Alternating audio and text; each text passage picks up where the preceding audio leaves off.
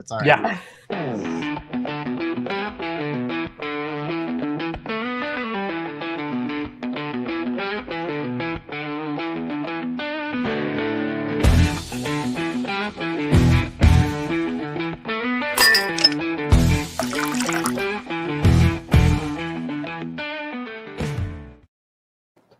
Hey, everybody. I'm Mike.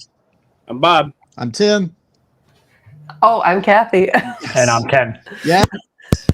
This is Board Game Rundown. Welcome to Whiskey Wednesday 136, where we cover games from the ground up. Let's welcome our guests from Best Man Gaming, Ken and Cathy Tober. How are we doing, guys? Thanks for coming. Hey, thanks for having us. We're so excited to be here. Very. I didn't realize it was called Whiskey Wednesday. I didn't bring my whiskey. That's all right. I got enough for you. Not too late. You can go we got get it some covered. still if you have to. We got you covered. Yeah, I just want to go real quick and say that I met you guys at Origins like 2 years ago, I believe, during the first Flawed Kickstarter. Was that 3 years ago? Origins Because ago. last year Bob was there, but you weren't. Right. Yeah, I was the subject of many memes. Wasn't that Origins? Oh. But it was a couple of Origins ago. I believe it was your first Kickstarter was going on. Y'all had a booth. And then Sean Fletcher, who at the time worked for the op, because he was designing a bunch of the Sorcerer's Arena games for Disney. And then he's done some work for Lorcana and things like that. But anyways, he was like, oh, you got to come over and see this game. And he was not wrong. But from the art to the play style and some of the things that you guys were doing with Flawed, which we'll get into, which now I have seen other TCGs do, but you guys were the first ones that I saw do it. So I'm going to say you're the first. And I will let other people on the internet come at me and tell me I'm wrong, and that's fine. But I'm going to say y'all were the first. Anyways, but it's always a pleasure to see you guys. It was really fun to see y'all at Origins this year at the media event. Anybody that was paying attention might have seen this nice lady pop over for a moment and say hi to us. Because I was like waving, like, come on. And and your guys' booth at Origins was popping. We always get great. I have to honestly give the credit to my sister. When we first started doing conventions, she was like, you know what people love? Spinning a wheel. So she's like, you got to get some sort of wheel that's free and just spin it and see what you get. And then she had the idea of making it be where there's 6 different factions that you can belong to in Flawed. So when you come to our booth and you spin the wheel, you get to join one of the 6 factions, and the wheel tells you like which faction you're a part of. And it creates a really nice, emotional bond to the game where you're like, oh, I'm in the light faction now. Yes. What does that mean? Yeah. What does the light faction do in the game? And then it really gets people invested. And I feel like that wheel is honestly a big part of why our booth gets so much traction. She was exactly right. Everyone sees the wheel and they're just like, I want a sticker. Yeah. Let me spin the wheel. That's the other part. It's not just spin a wheel. It's spin a wheel for free. Just come up, talk to us, spin the wheel. And then everybody gets a sticker that is like all 6 of the different factions. It's like your faction emblem. And people will put it on their badge, they'll put it on their shirt, kids will stick it on their forearms. Like people lose their mind, like, wait, it's free and then I get a free sticker. It's like, yeah, totally. Like, of course. And they're just like, yeah, I'll do that. Of course. I still have a Flawed sticker on my water bottle. I'm trying to see if I can find the character that it is. Oh, you might have one of the originals. Oh, you might have one of the very sought after Earth's Elite stickers. Ooh, I got an old one. Tim just puts it on a water bottle. Yeah, I sure did. It's like when you're a kid with comic books and you're like, I'm done with this Spider-Man comic book. I'm going to just throw it under my bed, only to be upset that, it is an Earth's Elite. It is that dude. Yep. Absolutely. Yep. Absolutely. I've had a lot of people. I have that sticker on one of my deck boxes, and I've had a lot of people ask me for one. And I'm like, sorry, they're all gone. Yep. I'll sell them my water bottle. There you go. have to carefully extract it and like put it surgery. on that they want. Yeah. All right. Well, I guess I jumped right on you guys, without even letting you talk hardly. But anyways, I'm excited y'all are here. Really glad we can make this work. Welcome to anybody that is joining from your Twitch stream. I did pop over and see you guys revealing some of the art and was enjoying some of the discussion over there and some of the art you were showing off for those new cards. And I'm really impressed, and we'll get more into this. I'm really impressed how consistent like even though you have different artists, how consistent it feels throughout the cards, right? Like you get the same vibe, you get the same feeling, even though they are different artists and everything. And so one thing I just really was drawn to right off the bat. But yeah, we actually counted the other day. We have 32. I think it's gone up by one since then. So 33 different artists from around the globe. They're from everywhere. Holy cats. And all of them are comic book artists. So that does help, obviously, in the continuity. And we've had some artists with us for so long that they have just kind of tweaked their style to like fit the Flawed style. And you can see them like, I don't want to say grow just because they're already so talented, but just like shift. You say that, but like we've been commissioning artwork from a lot of these guys. I mean, if you go all the way back to, like you were saying, we met at the Origins in 2023, where we already had our like early access demo product out, where we had, I don't know, I think it was like 26 or 28 art commissions already done for that product run.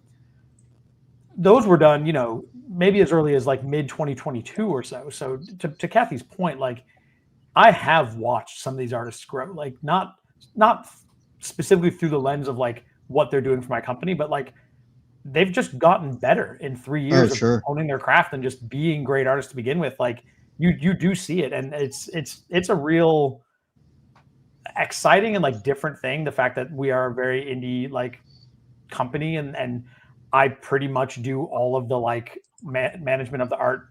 Like myself, pretty much you do all of it. Yeah, I do. Nobody else. It sounds like Cathy has tried and been rebuffed. So that's my part. Yeah, but it is a really unique experience that I was not prepared for or interested in. Like it was nothing I ever thought I was going to do, but it's super cool. Well, I'll have one other question regarding art, and then I'll actually let you talk about Flawed specifically and like describe what it is for everybody. But my other question is, because it's just occurred to me while you were talking, and it makes sense to me. But do you think that having comic book artists specifically doing the art for the cards is what can, because the cards all feel really dynamic, right? Like the motion, like you feel like there's motion and action in the cards. And to me, like as a, a nerdy comic book kid, from the 80s and 90s, I mean, that was the good comic book art, right? Like the stuff that felt dynamic, felt like you're actually like seeing it move, and I'm assuming that was intentional, but I feel like it translates really well that those cards have a real dynamism to them. Yeah. I guess I could talk about this forever. I'll try to trim it down. I'm same nerdy comic book kid from the 80s and 90s, X-Men, the original TV series, like, that's the stuff that I came up on. That's the stuff that I like. So like step one was, hey, this is art that I think is cool. Let's see if we can port that over. And then it's kind of exactly what you were saying. Like the fact that an individual art piece can be very full of like action and movement and dynamic positioning. And, you can get a lot out of one character, and you can have, different things going on in a really tight space. We leaned all the way into that. And you'll notice when you look at the cards, like, they're borderless, almost boxless. Like there's a very small amount of UI on them, especially considering we're trying to essentially put two cards on top of each other and take up a lot of space that way. We tried to cut as much of the fat as possible and really like aggressively feature that artwork. We want you to look at the card and be like, oh, this looks sweet. Like I like that character. I like this action. I like this scene. I like what's happening on this artwork. That was always a big sort of proponent of what we were trying to do. There are some artworks where when it hits the table, you can't help but just be like, wow, like disbelief. Yeah. Every time you see disbelief, you're just like, wow, I don't even want to read it. Let me just like look at the artwork. Yeah. Well, that's like some of the best stuff about really good TCGs is when you have the art, right? And that you can, because I can't tell you how many awesome, like Bob sits next to me before filming like every Sunday and is cracking open magic packs. And then even if the card doesn't do much, he'll be like, look at this. Look at this. Yeah. Like, isn't this awesome?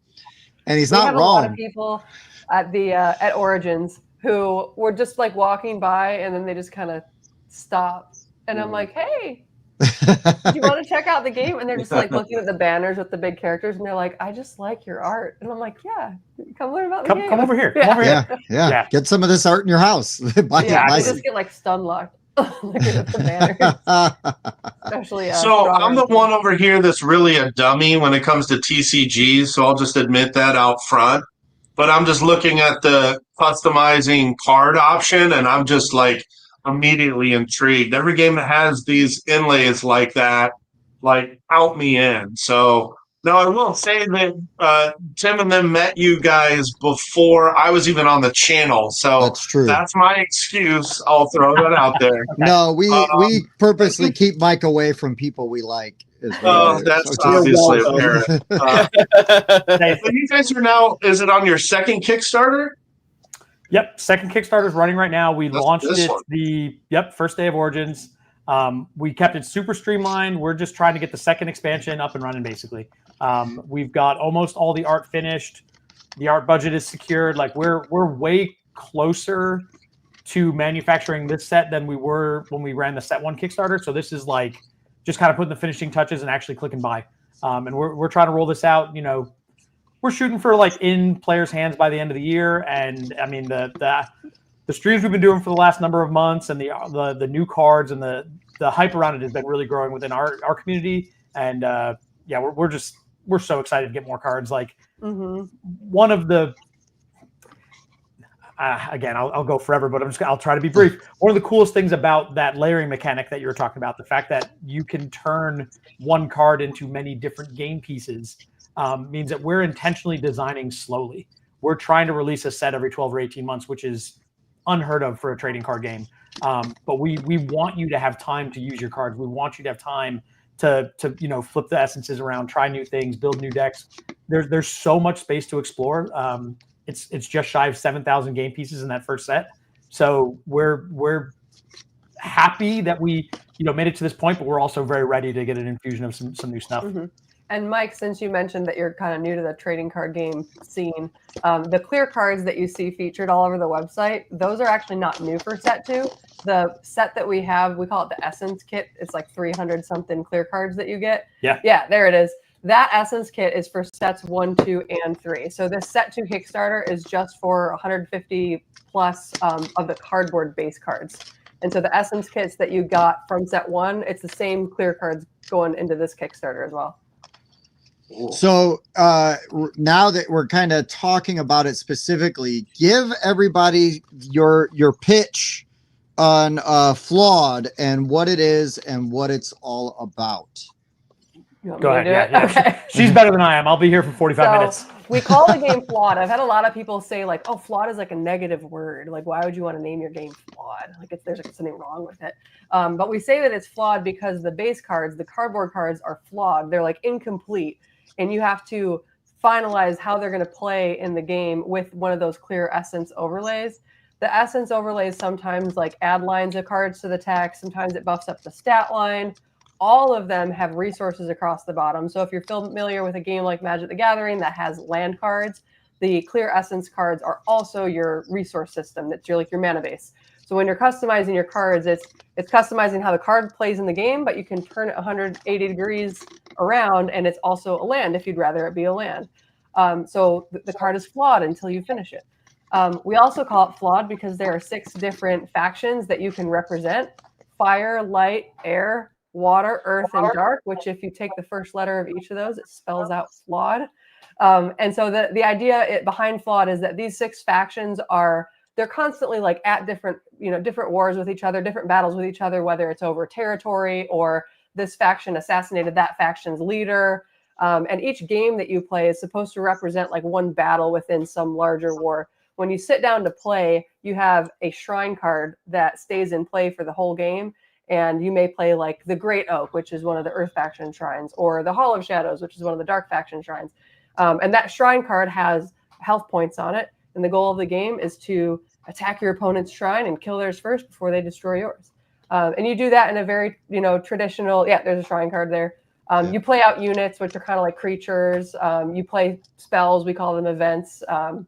And so you cast all of these spells and play a game kind of similar to Magic the Gathering to destroy your opponent's shrine first. It can be played with multiple players too, and it's just like Battle Royale, like last shrine standing wins. I think 4-player Flawed, personally, I think is the most fun. It's a hoot. It doesn't work well for aggro players. It does not work well for aggro players. Bob. Yeah, so that's the idea behind Flawed trading card game. Yeah. The one big thing she kind of left out is even though the resource system and sort of the rate of play can be a little bit similar to Magic in the sense that like either the amount of things that you can do or the size of things you can do grows with time. The really big distinction is it's based on an action system where both players are engaged inside of turn 1 at the same time. It's you do one action, I do one action, ping pong back and forth. It's very punchy, very rapid.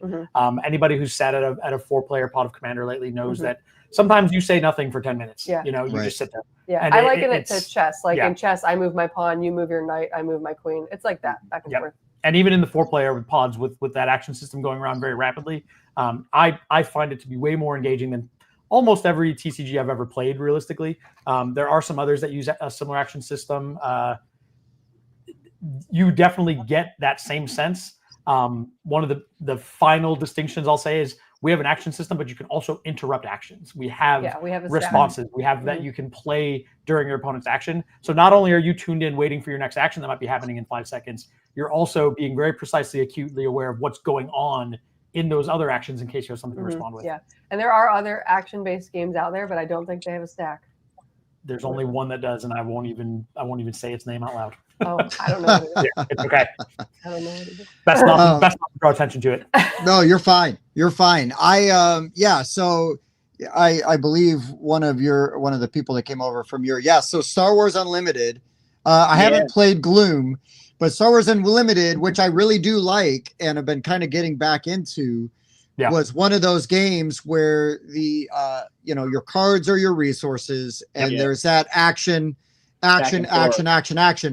And it really took me a little while to kind of wrap my brain around that because I don't know if you remember, but when you taught me like 2 years ago, it was like, okay, so I'm going to do this and then I'm going to do this. You're like, wait. And they're like, then you took an action and then you're like, now you can do that. And I'm like, oh yeah, okay, now I'm going to do this. And then like 2 turns later, I'm like, I tried to do more than one thing. And you're like, wait. And, it's a tough habit to break. Yeah, you're not the only one.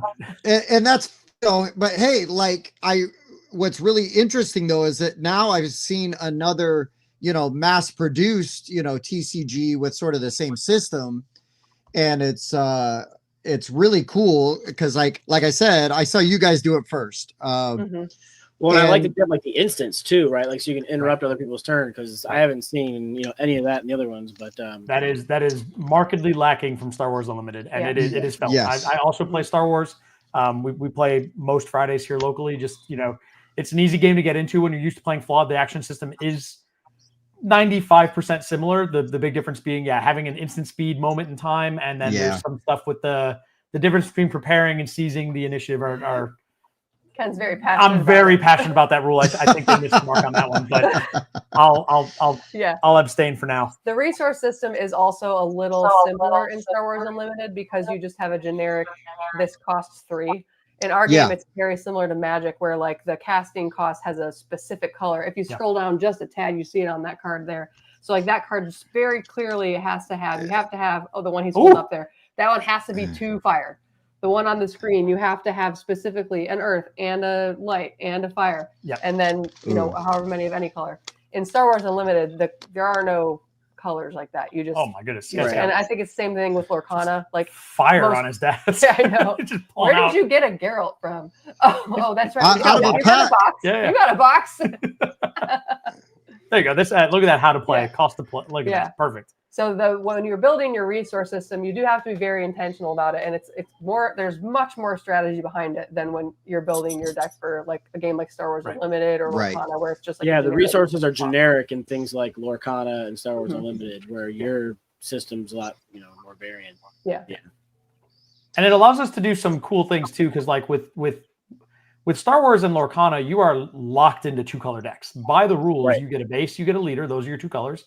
In Lorcana, they just say you get 2 colors. And in the Flawed deck space, like you have so much more options. Even so much. I mean, we just scrolled by a couple of cards that were literally 3-color cards at their baseline, right? Those are the biggest, most grandiose designs that we can make, and they're very aspirational for a player to be like, "Ooh, I'm gonna build this 3-color deck with this really cool figurehead," and it's a really, it just opens up so many extra doors for the players to like do stuff. And yeah, there's definitely value to streamlining the process and saying, "Hey, go build your 2-color deck and play the game." Like, I appreciate where they're coming from, but I like those options. I like going deep. Yeah, Flawed, you can play a monocolor deck. You can play all 6 colors and anywhere in between. Oops, sorry, we dropped a coaster. That's all right.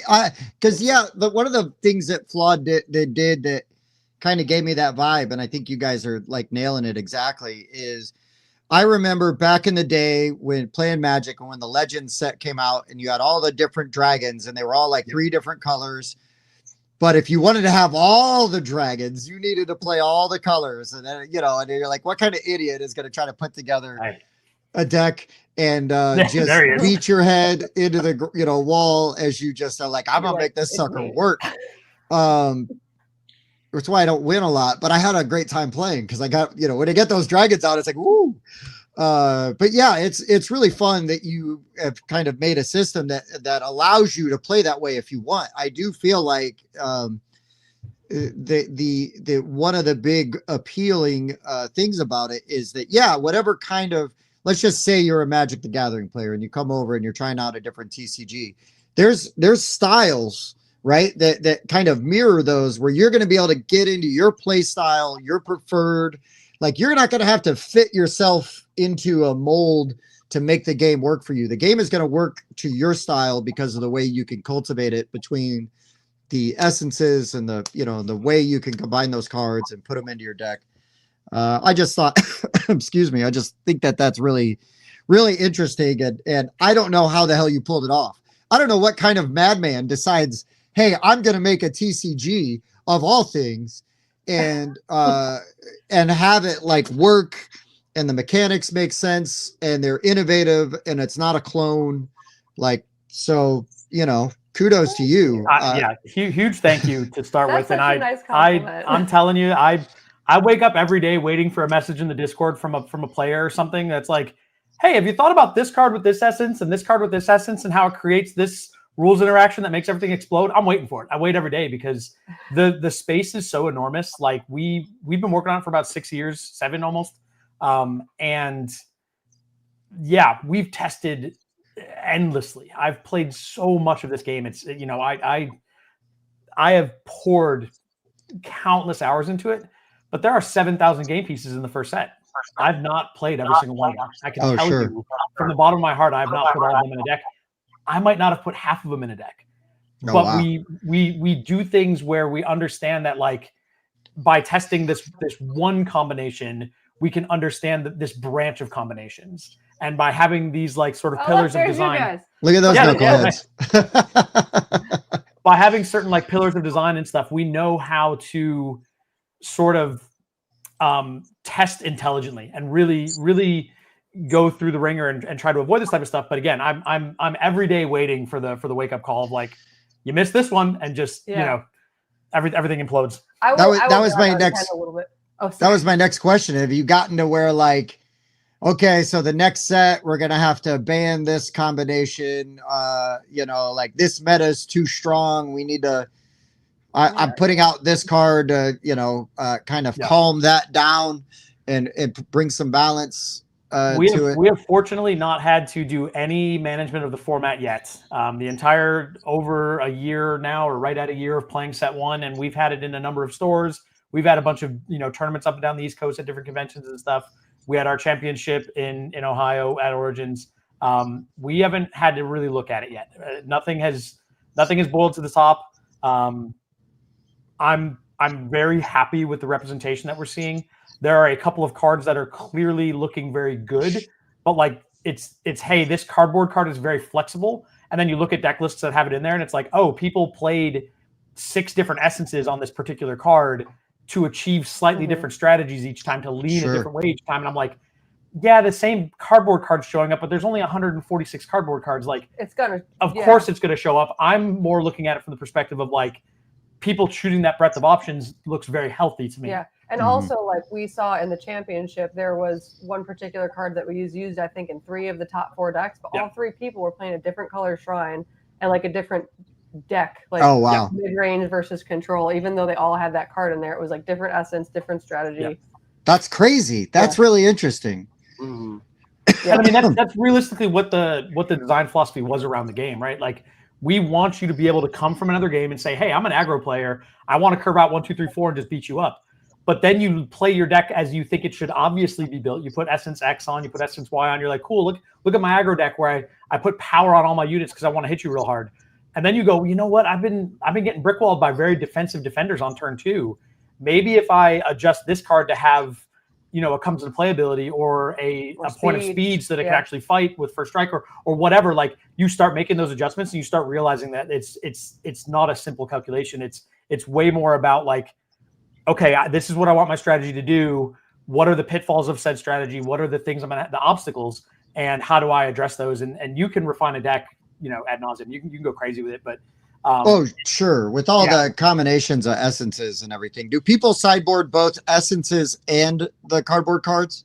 So there is no sideboarding as of right now. Ooh, even better. We are testing some sideboard options. One of the slight little things is that our like Swiss tournaments are best of 1 with the like playoff portion being best of 3. Okay. So we have to make a system that makes sense in best of 1 and best of 3 because we fully like promote both. Sure. And we've got some ideas and we've been testing some of it internally. We might roll it out with set 2. We might roll it out with set 3. We're working on it. Mm-hmm. Right now, you can play a sideboard type card in your deck, and then if you are playing a matchup and you feel like you don't need that card, it goes in your resource zone. Oh, right. So Justin Hartsock says, "What's the closest thing you've got to a modern Jund?" Whew, okay. I don't know what that means. I've never played modern Jund. I played modern Naya, and I did not like playing against Jund. You played standard Naya. Standard Naya. Well, I didn't like playing against Jund. I was lost to it. Yeah, one of the things, and this is a worthwhile moment to kind of talk about. One of our sort of pillars of design is we don't have any forced discard, which is kind of one of the marquee parts of the Jund strategy, right? Pick your opponent's hand apart and don't let them do anything. We don't love that. I feel like taking away player choice and player autonomy is a little bit rough as far as a play pattern goes. So we just have there are no cards that will force your opponent to lose cards out of their hand. They always get a chance to try to play them. That being said, the air faction does have a strategy where you can pay costs by discarding cards from your hand, but that is like your choice to do that. You have agency in that. That's really interesting because we were just playing a board game last Sunday, and there is a random thing that can happen to you, and it's kind of like being forced to discard, whether randomly or somebody is like saying, hey, you have to discard 3 cards from your hand, and that can jack up your whole turn, which gives you all kinds of feels bad, right? Yeah. So that's really interesting. That's really interesting. I feel like discard is kind of a negative play experience on both sides, right? Like when it's good, you're just kind of removing one player's agency from the game completely. And then sometimes it's like, oh, we're 15 turns into this game and I'm the Jund player and I draw Thoughtseize. I'm like, oh, look, I just drew a card that does nothing. Like now I've removed all my agency because this just doesn't do anything. You have no hand. Like there's a sweet spot in the middle where like it sort of plays as intended, but the sort of ends of that bell curve are so hideous that we're not into it. Oh, sure. Yeah. Mm-hmm. I think that same gentleman said, to be less specific, is there a mid-range option? In all honesty, in set 1, mid-range was kind of what boiled to the top. The idea that like having a breadth of answers and being safe going up the curve and just having like good cards all the time, that was kind of the prevailing strategy. Sure. We had, I would say, 2 like bona fide mid-range decks in Ohio in our top 4, and then one that was like much heavier control, and then one that was like, it was sneaky. It was a mid-range deck, but it was like a burn deck too. It was like, I'm gonna chill, but also watch out. I might just hit you for 10. And then man, I had one other question. Now I totally lost it. Gosh dang. Oh yeah.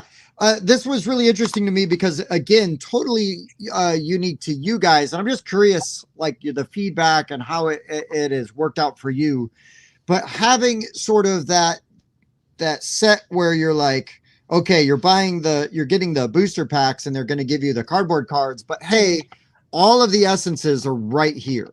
Yeah. Like, how's that worked for you guys? Because it's so unique, right? Because normally it's like, well, I got this, foil in this pack, and I got this, legendary in this pack. Chasing that dragon.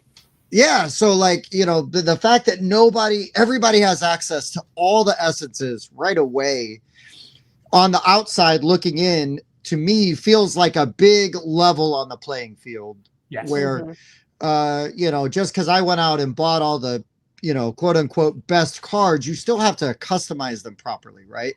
And having those essences that can be really powerful and really make your decks really nimble, feels like it really kind of, gives sort of the more casual players a lot of options. Yeah. When people come up to our booth at an event and we like pull the two cards apart, everyone immediately like jaw open, like, this is amazing. I've never seen this before. Everyone wants to get into the essences. That's like the thing that draws everyone in.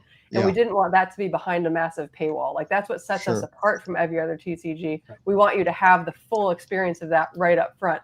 And then from just like a gameplay experience standpoint, if you were able to buy all of your dual lands and all of your special lands for Magic for 3 sets for $30, like, of course you're going to invest in that game. Bob walked around Origins trying to buy a set of dual lands for way more than $30. It's, I mean, I will say a couple things about it, because there are a number of ways to look at it. You could definitely do what probably the new game that you've seen that's coming out with PVC is doing, and put them in your booster packs and sell a starter deck that has 3 essences in it for a 50 card deck, and say, yeah, well, you get to put this on 3 of your cards, kick rocks for the other 47. Like, you could definitely go at it in that direction, and you will be in a position to sort of maximize profits. You will sell the most booster packs in that reality, without a doubt, because people are going to want those cards. Just like you said, there are going to be rarities. If there's a PVC card that's like a legendary or an epic or a mythic or however you want to describe it, that's going to drive sales. Cool. We set that aside. We said, no, not interested. We want to make a mechanic that is not only like interesting and dynamic, but it is so core, and like the entire game functions around it. It's your resource system. It's how you customize your cards. It's how you like hyper specify your strategy. Like I said, I'm playing an aggro deck, but because I've made these specific tunings, I've got a very specific aggro deck that I know exactly what the hook points are and when it's going to, what the moments in time that matter are. All of that right there, putting it into one box. I mean, we don't lose money off of it, but like, we don't make money off of it, right? Sure. We come close to losing. When I sell it to a store, because we, obviously we have like wholesale prices for retailers, like I do lose money. I literally go negative on every essence kit I put on a store shelf. It's okay. That's, if a person is buying an essence kit, they can't go very far with just a bunch of PVC, right? I know that they're buying boosters. If they buy they're going to buy kit, something else. And I'm more interested in taking that little bit of a loss up front and having everybody's just whole world like blown open right away. Like you said, like I see the coolest part of this game. I see what the customization, that layering, being able to do it all on day one is so powerful. And when you have a very limited collection, and you were kind of alluding to this, a lot of the common and like uncommon cards that you see more frequently tend to have a little bit more flexibility as to what essence can go on them. It's not ubiquitous, but it's there's a lot of intention in the design where it's like, hey, I can inject a lot of power into my deck by using my essence kit. I'm not required to chase down like rare cards to get power in my deck. That being said, if somebody does have rare cards in their deck, they will also have power from that axis. And if they get everything just right, their deck might end up a little bit more powerful because they've really honed in on their essence choices, etc. But the bandwidth is way tighter than you'd expect it to be in other games. We've got some evidence of that. One of the decks from our top 4 in Ohio was a guy who bought an essence kit and bought a playset of commons and uncommons off of a player in Buffalo, New York. And that's all he owns. He has 0 rares, and he top 4'd the event and made a cash prize off of commons. Literally played Pauper and showed up and top 4'd. I think he might be watching the stream. Yeah, he might be in here. But this goes to show that if you're doing something unique, interesting, and you're being very intentional with your essence choices, you can have a really powerful deck without being, I had to buy 10 booster boxes and get every card. And from an access to players standpoint, it is very expensive to randomize plastic into cardboard booster packs. And Oh God, yeah. Plastic and cardboard together. You're talking about having booster packs be like $10 a pack. Oof. And that just like doesn't make your game accessible to Right. like the average gamer. Right. Yeah, agreed. Well, I will say that definitely you guys have presented a much more, I guess, dare I say, sort of player friendly, user friendly, sort of approach. Because like, don't get me wrong, I love Magic. Magic's the big boy. It's easy to beat up on Magic, but like the stuff like the stuff that Magic puts out now that I would want to buy, I am immediately priced out of, because like the Final Fantasy set, I would love to spend money on that. If those booster packs were, $4 or $5, I'd buy a bunch of them. But, you've got to drop, $80 for this thing. You got to, spend $400 for that thing. And it's like, well, okay, like I could do that, or I could buy like a bunch of board games and Star Wars Unlimited cards that I want to get. Yeah. For a lot cheaper. And it's not a dig, right? Because look, Magic is doing awesome stuff. When Bob rolls out with it and hands me a commander deck and like we sit and play, I have a great time. Like, listen, that game's been around for 100 years for a reason, and it'll be around for 100 more. Yeah. And we always kind of talk about that whenever anybody, like, we get this question a lot where it's like, hey, what's your plan? Like, how are you going to make it in the TCG marketplace right now? And it's like, well, we're going to start by ignoring all the monoliths that are untouchable and can't be competed with or talked about. Right. Yeah. We're going to start by dropping way down here, in this space where we can exist. And we're going to see if we can make a sweet game and if people identify with it. And that's it.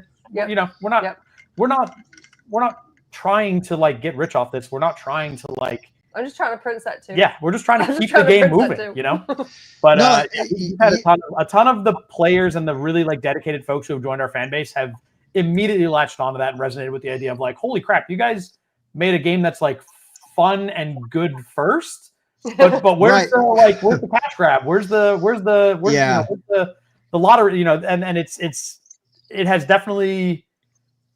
Yeah, it's again our player base might not be as big as it could be, but like the people who we've got them. They really. And that's the thing, right? You need that fan loyalty. You need those people that are in. And yeah, Dark White. Yeah, you say that Final Fantasy has its own TCG, but I haven't seen it. Right? I've seen Flawed. I've seen Magic. I've seen Star Wars Unlimited. I've seen Lorcana. And I'll just bitch like real quick about Unlimited and Lorcana, but Unlimited has gotten better about it. Was that when both of those launched, it was so hard to get anything for them that I bought stuff that I could get easily, but I'm lazy and I don't have the money or the desire to like chase. Try that hard to spend that kind of money. Yeah, exactly. Make it easy for me to spend my money. Yeah. Now Star Wars Unlimited, like I cooled on it, and then we have a friend that's a game designer, and he wanted to like start talking about, like looking at stuff again. And I started picking up some packs, and now it's easy to get again. Like, so I'm back in, right? And Lorcana, I just got burned out on because kind of the same reason. And I find Star Wars a little more interesting of like with what they've got going on, I guess. But you guys, it's like, oh, you like Magic. Well, like, how about we turn up the IQ like a notch, but it's easier to get stuff and build the decks, like I don't have to spend $4,000 on a set of dual lands so that I can play them in every commander deck that I want, so that I can be competitive in commander, like I get it. Right. And that's not like a secret. Everybody knows that about Magic now, like all, where you are, like as a player is how much you want to invest and how much you want to tweak. Right. The highest level, like the vast majority of players are priced out of if they're not already there. Right. Like if you didn't get in years, if not decades ago, then you got to really want it to be putting that kind of money in. You do. You really do. And that's fine. Hey, look, if that's your hobby and that's your passion and that gives you joy, awesome.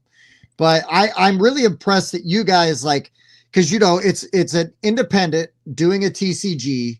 And I see you guys consistently at conventions, and I see you guys consistently full. Like I walked by your booth, no joke, probably like 10 times. I was like, all right, if I see any of them free, I'm going to say hi and like blah, blah, blah. Nobody was free. Everybody was busy. And I thought that was awesome. Like, I would rather you guys be busy than be bored and be like, oh, hey, come talk to me. Like nobody's at my booth. Like I can find you guys later. Like I can read, I know how to message you guys to get a hold of you guys. I can talk to you guys whenever I want, but to see your booth busy just makes me really happy, because when you see people kind of doing things what I would say the right way, you know, it's really nice to actually see you guys rewarded for some of that work and that effort.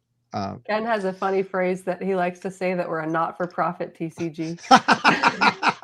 But we could all be. The money we make just goes back to the game. Not for profit, but not that we're not willing. But well, you know, maybe one day we'll grow up and I'll cut myself a paycheck. But like all the money we made off the sales from set 1 went to buying the art for set 2. So it just went right back into it.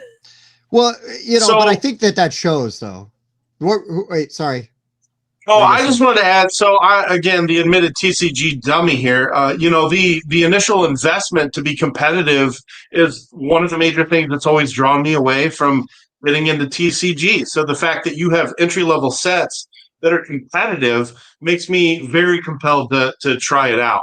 Plus, I really like the fact that the name thematically explains how the cards are imperfect and you have to improve them to make them better. And the fact that all your essences are an acronym for I was going to say the acronym too. So, all that. Bob, you better bust out your copy tomorrow. So you'll be at Bob's house tomorrow. So tomorrow's I remember that. And I was going to try to be there. Any hang-ups, any issues, the Discord is loaded with helpful people. So you know, well, and again, right? You guys have got such a passionate, like loyal fan base, right? Our fan base, I got to brag on them, because the entire game exists because of them. We don't have an angel investor. We didn't take out a business loan. The entire game is crowdsourced from the beginning. Like the first 10 pieces of art we bought were based off of Patreon. We used those 10 pieces of art to make a Kickstarter that just looked nice. Then Kickstarter launched the printing of the first game. Like everything has been crowdsourced from the ground up, and we've been able to pay our artists exactly what they ask for, and pay them what they deserve. Honestly, there are some artists that are like, "Oh, I'll do it for less," and we're like, "No, you won't." And we, able to give them a little more, because our fans are just so supportive of the game. The vast majority of our artists, I pretty much, when I deal with them, it's like, "Hey, what's your rate?" And I go, "Okay." And there were a couple, I will say, for set 2, where we got a little big for our britches, and I talked a few very successful artists down a little bit. I did. And it was, hey, that's fair. It's business. It's business. It is business. I hate to kind of, in a sense, I almost hate to do it, but like the crazy thing is in all of these cases, I didn't reach out to them. They reached out to me. They're like, "Hey, oh sure, we see your project. This looks awesome. You know, one of the guys I know did a card for you in set 1. Like, how come you haven't got me yet?" And stuff like that. And you start those conversations, and I'm like, listen, honestly, my budget right now, you know, I'm 125 cards in out of this 150 card set. I got to be cautious, and you know, we have those conversations, and I did get some deals on this set, but again, listen, it was, you know, nothing wrong with that at all. Nothing wrong with that's business. You're allowed to negotiate. What are they going to do? They could say no and they walk away. And you buy different art from somebody else, and everybody's fine. You should see the email chain with some of these guys. It's every single one of my messages. I'm like, listen, say no, but you know, give them the info, because I'm just like, I so desperately refuse to like sort of disrespect the artists. I think that their skill and like what they do it's critical. It's so huge, and it deserves every dollar that they ask for. I mean, that is, you know, that is their livelihood. I get it. So whenever I'm talking with an artist, I'm number one, always trying to be able to make their rate. And then if there's any negotiation, I have to always take it from the perspective of like, listen, don't waste your time on me. But if you can do a little bit better, we can make this happen, you know? Yes.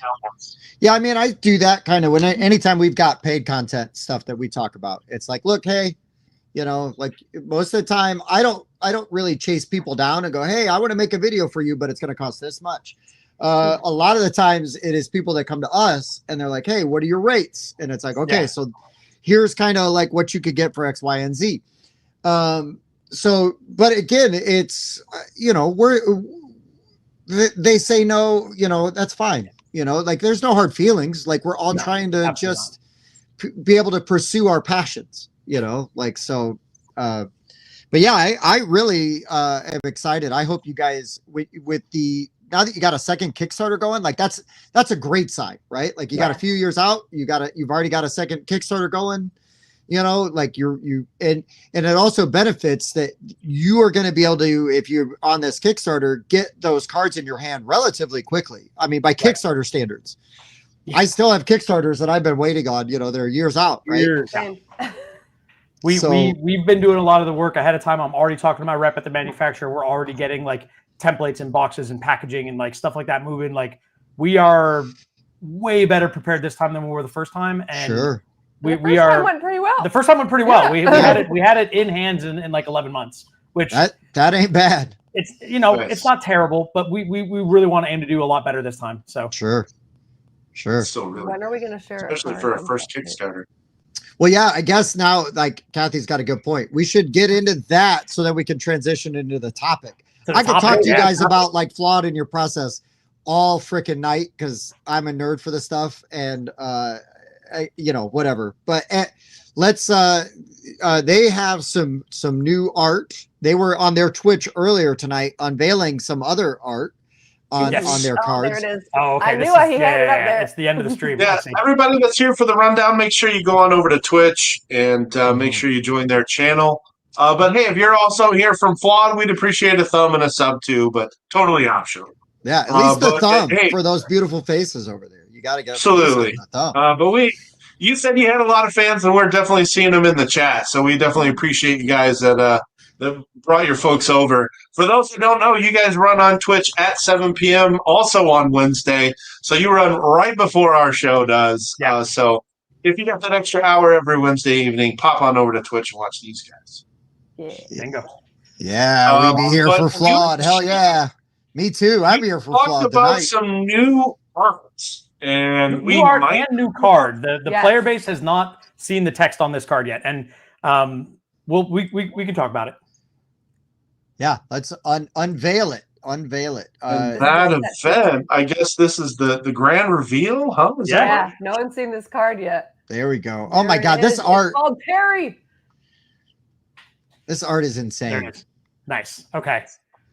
Matthias is one of our artists that joined us for set 2. He's done a couple pieces for us that we've shared with the community, but he didn't have any art in set 1. Yep. And we always do this joke, okay? I have played these cards before. When I play tested, I can never remember what they do. So I'm going to read it for the first time. It's called Perry. It's an event. So this plays like a sorcery or an instant to use like magic terms. An action, I think, is like your Arcana card. Yeah. It costs 2 resources. One has to be air. One has to be light. You can play it at a speed of 3. So our stack is like a kind of like a Yu-Gi-Oh spell speed. So if you're trying to interrupt what someone's doing, what they're doing has to be 3 speed or less. For, you know, if they're playing something at 4 speed, 5 speed, you can't play parry in response. And the card says target stack unit causes no abilities to trigger when it resolves. That unit enters play exhausted and dazed. That's so good. So let's break it down. So like if there's a card that has a like when this comes into play, do X, this stifles that so that it doesn't get its come into play ability. And then when it enters play, it comes into play tapped. That's what exhausted means.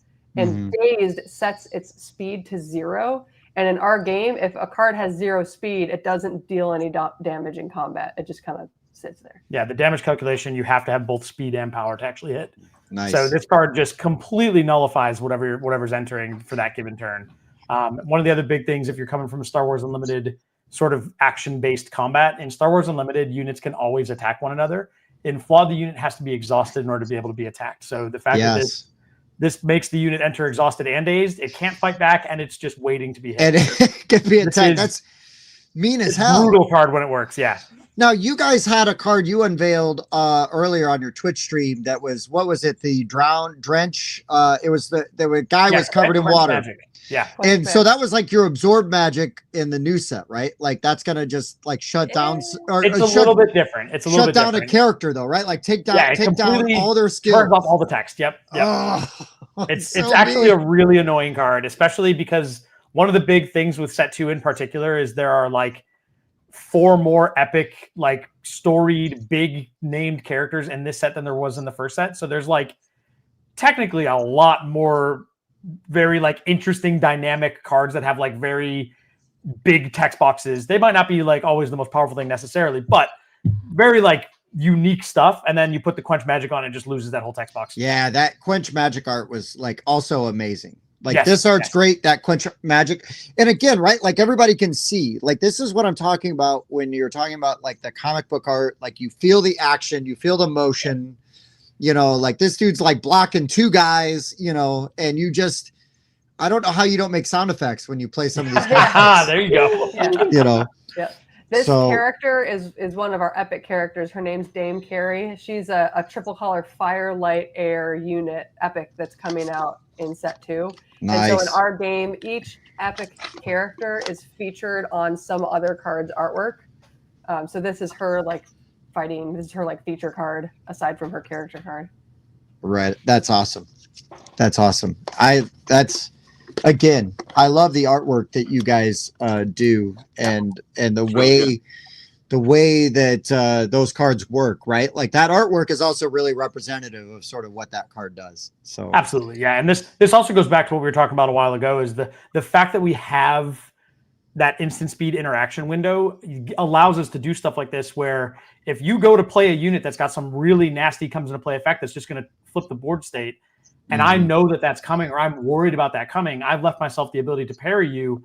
You know, that one extra wrinkle of like interactive play where I can do something to your play. I missed that when I play Star Wars. I missed that when I played Lorcana. That extra layer, that extra wrinkle, and understanding when to apply it and when to hold back, like that extra layer adds so much to just gameplay in general, right? I really love that sort of mind game aspect of you know, just any game that you're playing, right? Like, or what are they holding? What are they sitting on? What are they going to do to me? You know, if I do this, and being on either side of that is really interesting, right? Like, okay, so I got to time this right, or they're going to drop this thing. They think they're set, and I'm going to spring this trap, and it's going to be amazing, and they're going to hate it. Right, and then to go that one step further, it's like, oh well, you know, if I think they've got the parry, maybe I don't need to play my best unit right now. Maybe I need to make them burn the parry on something else, right? Yeah, like hopefully. Yeah. No, hopefully. It's that is far and away the layer that I enjoy the most is playing on the stack and playing in response to what's going on, and you know, understanding when, you know, what points in time you want to do it, when you don't. It is. I think it's far and away what makes it's one of the core features of Magic, right? I mean, I played Magic for 25 years. It is definitely like what has set it apart, even in when you compare it to some of the other games that have been around for decades. Yeah. Fantastic card. Love the artwork. Matthias has just been crushing it. Like, this guy has been doing so many good set 2 cards. Like, I can't believe how awesome they've all turned out. Yeah, no, you should feel really good about that. That looks great. That card's mean as hell. I love it. So just to go back really quick, Matt Ryan from NV Board Games did ask what we are sipping on tonight. Now, I know that the Flawed people did not bring whiskey, but I did. I'm drinking out of a giant ass bottle of Bullet Rye right now. Looks like the Costco bottle. It is pretty good. Yeah, it is a Costco bottle. I'm not ashamed. You know, Woodford Reserve. Reserve. Oh, that's good stuff, Bob. It is good stuff. Thank you, Mike. I just knocked down my bottle of wild turkey that I had at Origins. Oh no, it's corked. It's fine. We gotta have a bottle of whiskey in the altar room. We do. Should I go get some? It's whiskey night. That's up to you. But we're not going to shun you if you decide not to grab it and pour. Yeah. Encouraged, not required. We have lots of non-drinkers on the show, so we try to be respectful of that. Very true. Shame on it's also like a weeknight, so not everybody should just be like a unresponsible savage like us. And right, like back when I said, you know, rude not to offer, but not to decline. Right. I'll brag real quick because I picked up a bottle of E.H. Taylor, which is actually really hard to find in Indiana. And the truck just dropped it off like probably a couple hours before I showed up at the liquor store. And it's really good. So I'm happy about this. Nice. Should we shout out Matt's game really fast? Yeah. What's Matt making? He's got the 12 Labors of Hercules. Okay, Ken doesn't know this. I bought that one. Oh, Nice. hey, So there we we go. went to Origins and I demoed it. I don't think it was with the designer. I think it was with like an employee or something. The cards are gorgeous. Aren't they amazing? That like foiling. gold foil inlay. Just So I was pretty. like, well, so I followed it on Kickstarter and I didn't back it. I was watching it and I was like, oh, I shouldn't. I don't have time to play single player games. And I didn't end up backing it. And then when I saw it at Origins, I couldn't help myself. I was like, it's beautiful. We got to play a couple turns. It was so much fun. So like he was like, you can still do the late pledge manager. So Nice. I immediately bought it. I couldn't All help right, Ken, myself. plug your ears. Was it a hunky dude dressed like a centurion that taught you? No. Okay. Okay, then it wasn't Matt. Matthew then. Yeah, it wasn't Matt. It was just like a dude. Just a dude. That's Just a fair. dude. That's fair. Very nice dude. No, Sure. hey, listen. But myself and my brother-in-law also backed it. Oh, hell yeah. That's great. Nice. That's great. They've also got another game coming really soon called Cats and Cucumbers that looks Oh yeah, really, I demoed really that fun. one Yeah, too. that's fun. Yeah. Yeah. Matt's a great dude. Love him. And a big fan of what they do. I have my my Tiny Game Series fanny pack hanging here that I got from. Yep. He Matt. sells You had fanny that at packs. You Origins. gotta I get remember one. you were wearing that. Nice. Yeah, I was wearing it. I was repping. I'm Yeah. I'm such a shill for my friends. I'm shameless about it. I don't care. Yeah, good. I have completely filled mine up with pens. So I did buy a second one, and now the plan is to fill that one up with pens. Well, So it's getting out of hand. It's getting out of hand. Matt got Mike because Matt on purpose made one fanny pack too small to fit around Mike's waist. So Mike had to buy two so that he could get them both to fit. And I know that was intentional. Like a utility belt. It's like left and right accent. Yeah. One on each side. That's right. Because what happened was Mike fell asleep at a game. Matt came over, measured it, and it was like, okay, so I'm going to make this about 3 inches too Wait, short is that a for real one of these story? to fit around He Matt. actually No, measured him while he was I asleep? really wish it was, but it sounds good, right? I was believing it. I was taking it. We are not above like pulling some kind of crazy stuff on our friends, so Totally. it could have been possible. But he's great. That's really fun that you got to go over there and see his game. Hercules and the 12 Labors. Yeah, those foil inlay cards. Thanks to the Kinfire Delve games, I've been getting into some really interesting like solo games that also play okay with like two people. I shouldn't say okay, play really well with two people, but also play great at great solo. And yeah, that Hercules game looks amazing. Sorry, Flawed. You probably, I would say you don't have to play Flawed solo, but you can spend hours and hours and hours cultivating those decks with all those essence cards. That is one of the coolest parts. Is if nobody's around to play, you've got a deck to tune. Get to work. Yeah. You definitely do. And then, like you guys said, though, right? You've got that Discord channel. Everybody can hop over on that Discord and be like, "Hey, like, give me some suggestions. Like, throw me like, I'm looking at this. Like, what do you guys recommend?" That's also a great thing about a vibrant community is people are more interested in sharing and building up than being like, well, that deck's trash. Like, you guys suck. Like, what are you doing? So it's really nice when you can have that and you've got people that are throwing you really good ideas. It's a very active and very, very like helpful and knowledgeable community in there. Like the mods that we have and the handful of players that haven't turned off their Discord notifications, they're always they're immediate and to the point, and they're like, oh yeah, you got a rules question, boom, done. Oh, you're not sure which of these two cards put this essence on, boom, done. Like they just are. You guys don't even have to do anything there, right? You just like pop in every once in a while, make sure it's okay. Every once in a while I gotta delete a meme, but yeah, that's about it. Fair. So I see Mike's been over on that Discord. Yeah. Yeah, right. Exactly. So Matthew over here stealing my job as the segue guy. Multiple ways you can check out Flawed the Card Game. I did drop the link tree in the comments. I have a lot of this stuff in the description as well. You can watch them on Twitch. They got an Instagram, and of course your website as well.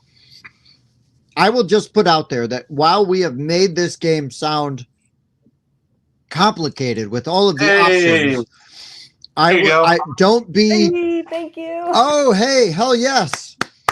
Yeah. We traded. That's why math's great. Yeah, I thought you were getting Indie publishers supporting Love it. each other. I love it. Honestly, that's kind of what it's all about, though, isn't it? Ooh, let's see the bump. Refreshing. Uh-oh. Let's see the proof. Where's the bump? Probably already happened. It doesn't live. I don't have to refresh. What am I talking about?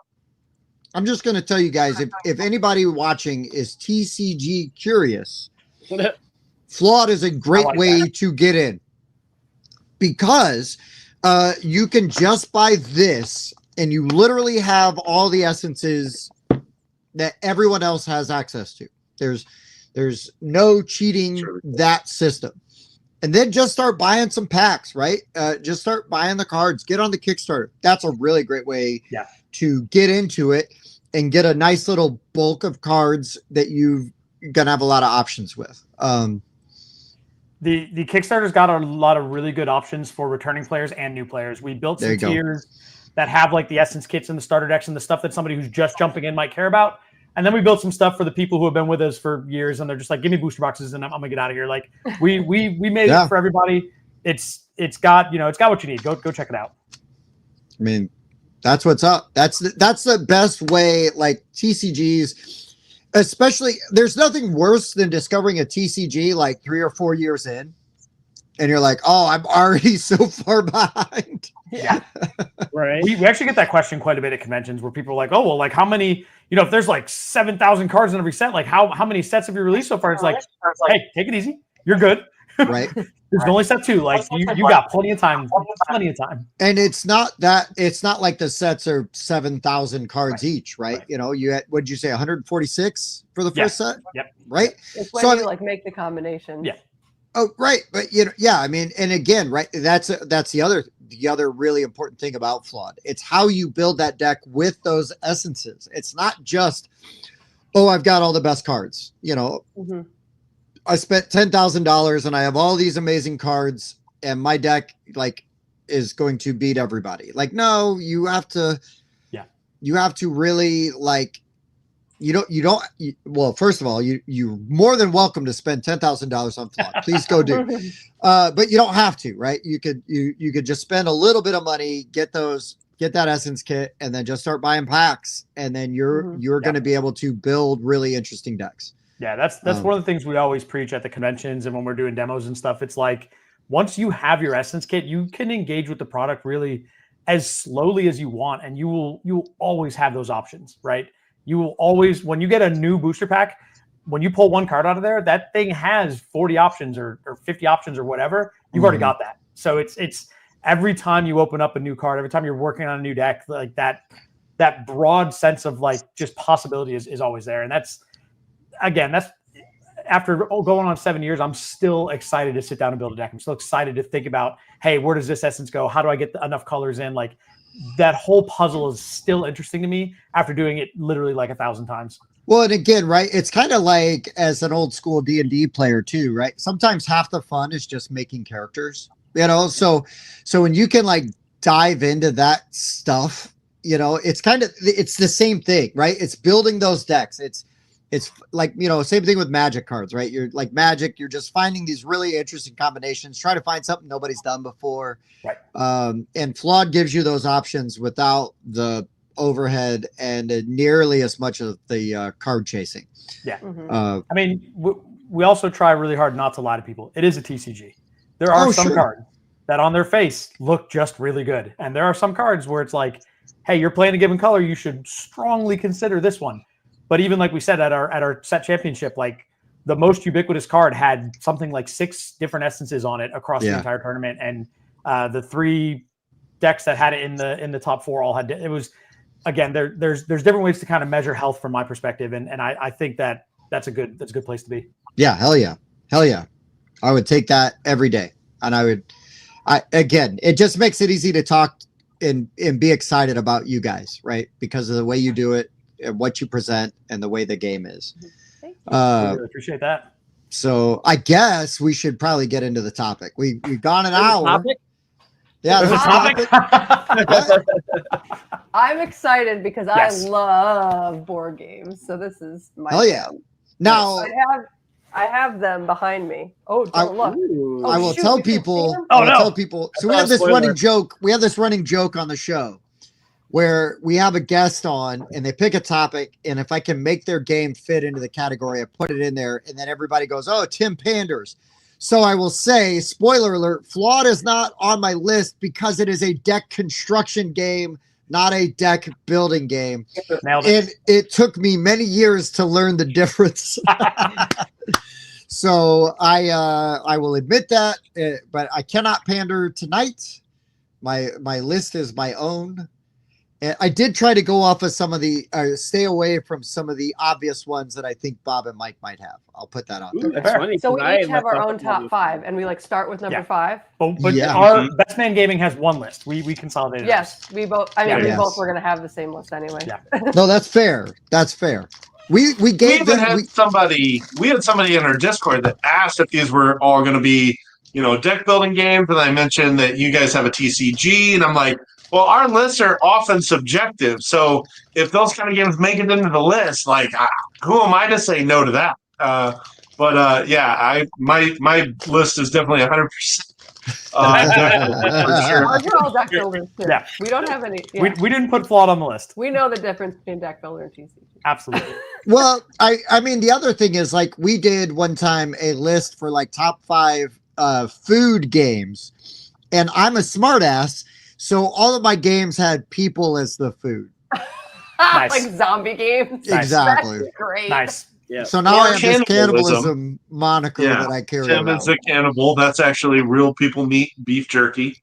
Yeah. Yep. Yeah, just call me Yeah, Army okay. Hammer. A lot of truth is said in jest. Shut up. Spoilers. Stay tuned. Here we go. Here we go. Mike, take control. Tell us how we're doing this list. There's a list. Well, we always start with Bob, and then we go clockwise. So we end with me. We start with our number 5 and end with 1 because that just makes it more fun.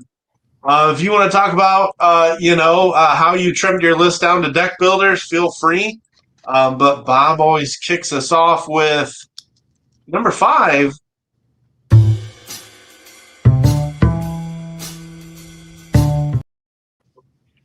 All right.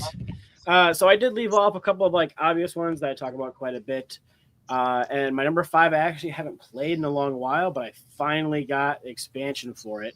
And it's very unique. It's a civilization type game, and it's called Monumental. And so in this deck builder, you're obviously building your deck, but you're laying out a 3x3 grid of cards, and you're choosing a row and a column to activate, and that's going to give you the resources to spend for that round, types of actions you can take. And there's a big area control map where if you've got the Kickstarter, you've got like minis, and they're just going around and they're collecting resources for you and taking control of areas.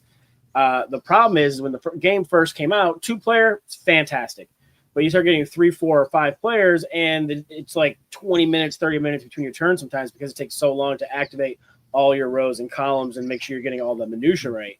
And so they just released a new expansion where it's supposed to make it more like you're taking turns back and forth as opposed to doing all your actions at one time and then waiting for everybody else to do all of their actions. Haven't had a chance to play the new expansion yet. I'm really hoping it fixes the downtime, issue it had because I really enjoyed playing this game the few times I got to do it. I've never heard of this game. It looks cool. Yeah, it does. It looks really cool. It's a great It looks table expensive. present. Yeah, it's Look like at all great those table minis. presents, like the little things they're not just like squares, so they don't slide all over. They kind of interlock a little bit, so they don't move around quite as much. And yeah, like I said, the components are amazing. And then they had just that really unique. Oh, there you go, Mike. I think the third picture over. It looks like you see part of the cards there, maybe. Yeah, so you see there's like a 3x3 grid, and you'll have like a leader too, and so they have like an asymmetrical ability that you could have. And then you have your grid of cards, you put them out, and then as you activate a row and a column, they go away, and then you just fill those spots in with more cards from your deck. So I'm assuming now with the new one, I haven't read the rules, but I'm assuming you still pick a row and a column, but you're doing like resolving one card, and then somebody else resolves a card, that's my assumption is how it's going to work. Maybe they will surprise me, but I'm still very excited to check this one out. So Yeah, that's super cool. I've never heard of it before. Yeah. I enjoyed it the one time I played it, but I think I only played it 2-player, so I didn't have the massive amounts of downtime. And it popped up like super cheap on like a Prime Day or something, and I got a copy, but it's still in shrink. I haven't even opened it yet. People were worried because that expansion, like there was all types of like production issues. They kept changing manufacturers. People like it's never going to deliver, and I think like it took 3+ years before it finally showed up. But yeah, there was a really long delay on this, and then it started showing up on online retailers before backers got their copies too. So there was a bit of there were some people upset about this one, but this is one I always wanted to try out. It sounded cool, but I definitely heard that downtime complaint for sure. Yeah, save it for a 2-player night there, Mike. You'll be okay. Yeah, it's a valid thing to consider, that scalability, right? Like some games are absolutely amazing with 2 players, but you sit down 6 and it's like, forget about it. Why'd we take this out? You know? Yep. Yeah, that sucks. That's not fun, right? Okay, so my number 5, it's not as good as one that might be on Mike's list later, but this is a head-to-head deck builder that I think is really cool. I like the theme, I like the vibe, I like the art, and that is called Terrors of London. So in Terrors of London, like you're basically building this deck of like monster cards, and it's kind of tag chasing. Your cards are going to trigger off of the tags that are on your cards that you're playing. And so you can build up like these really neat combos. And the art looks awesome. Yeah, the art's great. It's got a great aesthetic. The game isn't perfect. It's a little fiddly because there's a lot of tags and stuff to keep track of. And that's why I think the game never really gained traction. But I still love all the characters, the art, the cards, and it's like, hey, I'm going to do a list. I want to pick some stuff I don't normally talk about. So I threw this one out there. I love horror movies, you know, horror stories, things like that. So, you know, cannibalism. And so it just seemed like a great jerky, you know, horror. People jerky, right? Long pork, right? Long pork. I think I traded this to you. You traded me the nice version. I had a version, and then you traded me the Kickstarter version, so I got like some extra stuff for it. Yeah. I'm loving this art, but the art's great. And so the cards really depend on what order you place them, because there's icons on the bottom of them, and so the order, if your card matches the card that's played next to it, it's going to then potentially get you a bonus effect, trigger other abilities and give you bonus effects. So it's a little more complicated and not as accessible, but man, the art's great. And for me, every time I've played it, I've enjoyed the experience. It's a little more work. I don't just get to shut my brain off and like throw these cards down, but and yeah, I think art is always going to be subjective too.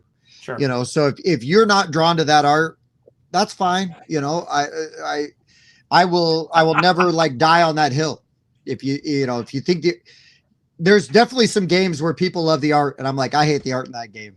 Like it doesn't work. I was gonna let it slide, but you said if you're not drawn to that art, and Cathy just lets out a little nose laugh, like just. And I just. You're not drawn. Oh, I get it. Pun intended. Well done. Well done. I'm drawing. Yep. But yeah, if you're not pulled in by that art. Is it our turn now? I think so. Okay. Yep, I went and pulled all of our games in real life, but I didn't realize you were going to have a board game geek pulled up. Best way to do it. Hey, so you do it any way you want. Yep. Our number 5 is, I think, probably a more popular, well-known deck builder. Sure. At number 5, we put the Star Wars deck building game. Oh, hell yes. Nice. Great deck building Hands game. cheer. Yeah. Great. I think our top 5 are all bangers. But we got the very first Star Wars deck building game. Yeah, that one. Absolutely love it. A lot of these games will have like a buy component and a fight component. I'm thinking of Ascension is like has like a buy component and a fight component. What's really nice about this game is that your fight component is like directly impacting what your opponent is able to do, because you can use it to like remove cards that they would otherwise purchase. And so it's a little bit more take that than just like a solo play, build my deck, and then you build your deck. It gives you way more player interaction, right? Yeah. And in a really unique way that solves sort of one of the sort of like feast or famine board states that you see, right? Like a lot of times in like a game like Ascension, if I've built a deck that's very focused on money, but there's a lot of fight cards up, I'm not playing the same game you are, right? Yeah.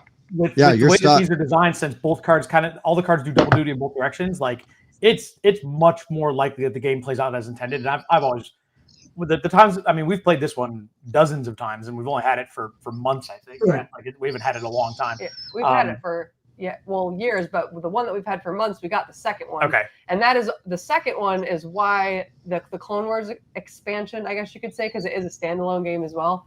That is why this one didn't end up higher on our list, because the Clone Wars version 2, I don't know how to describe it. It's too standalone. You have to like build it in that specific strategy. It's really hard to. It's designed like you could shuffle the two games together, but the strategies don't go together. So you end up buying, like when you're playing the game, you're like looking just for Clone Wars cards or just for base game cards. So it's really it's advertised like you can shuffle them together, but really it's designed like you just better play one or the other.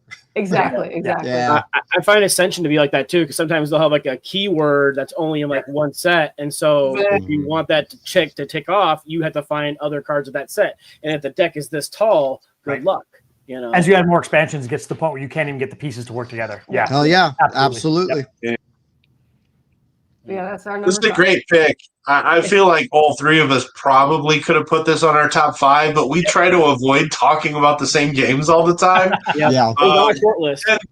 The funny thing is, I know all of us like have considered getting the expansion, but our local store that we all bought this game from, it included sleeves. So how do you incorporate an expansion when you don't have the exact same sleeves for it?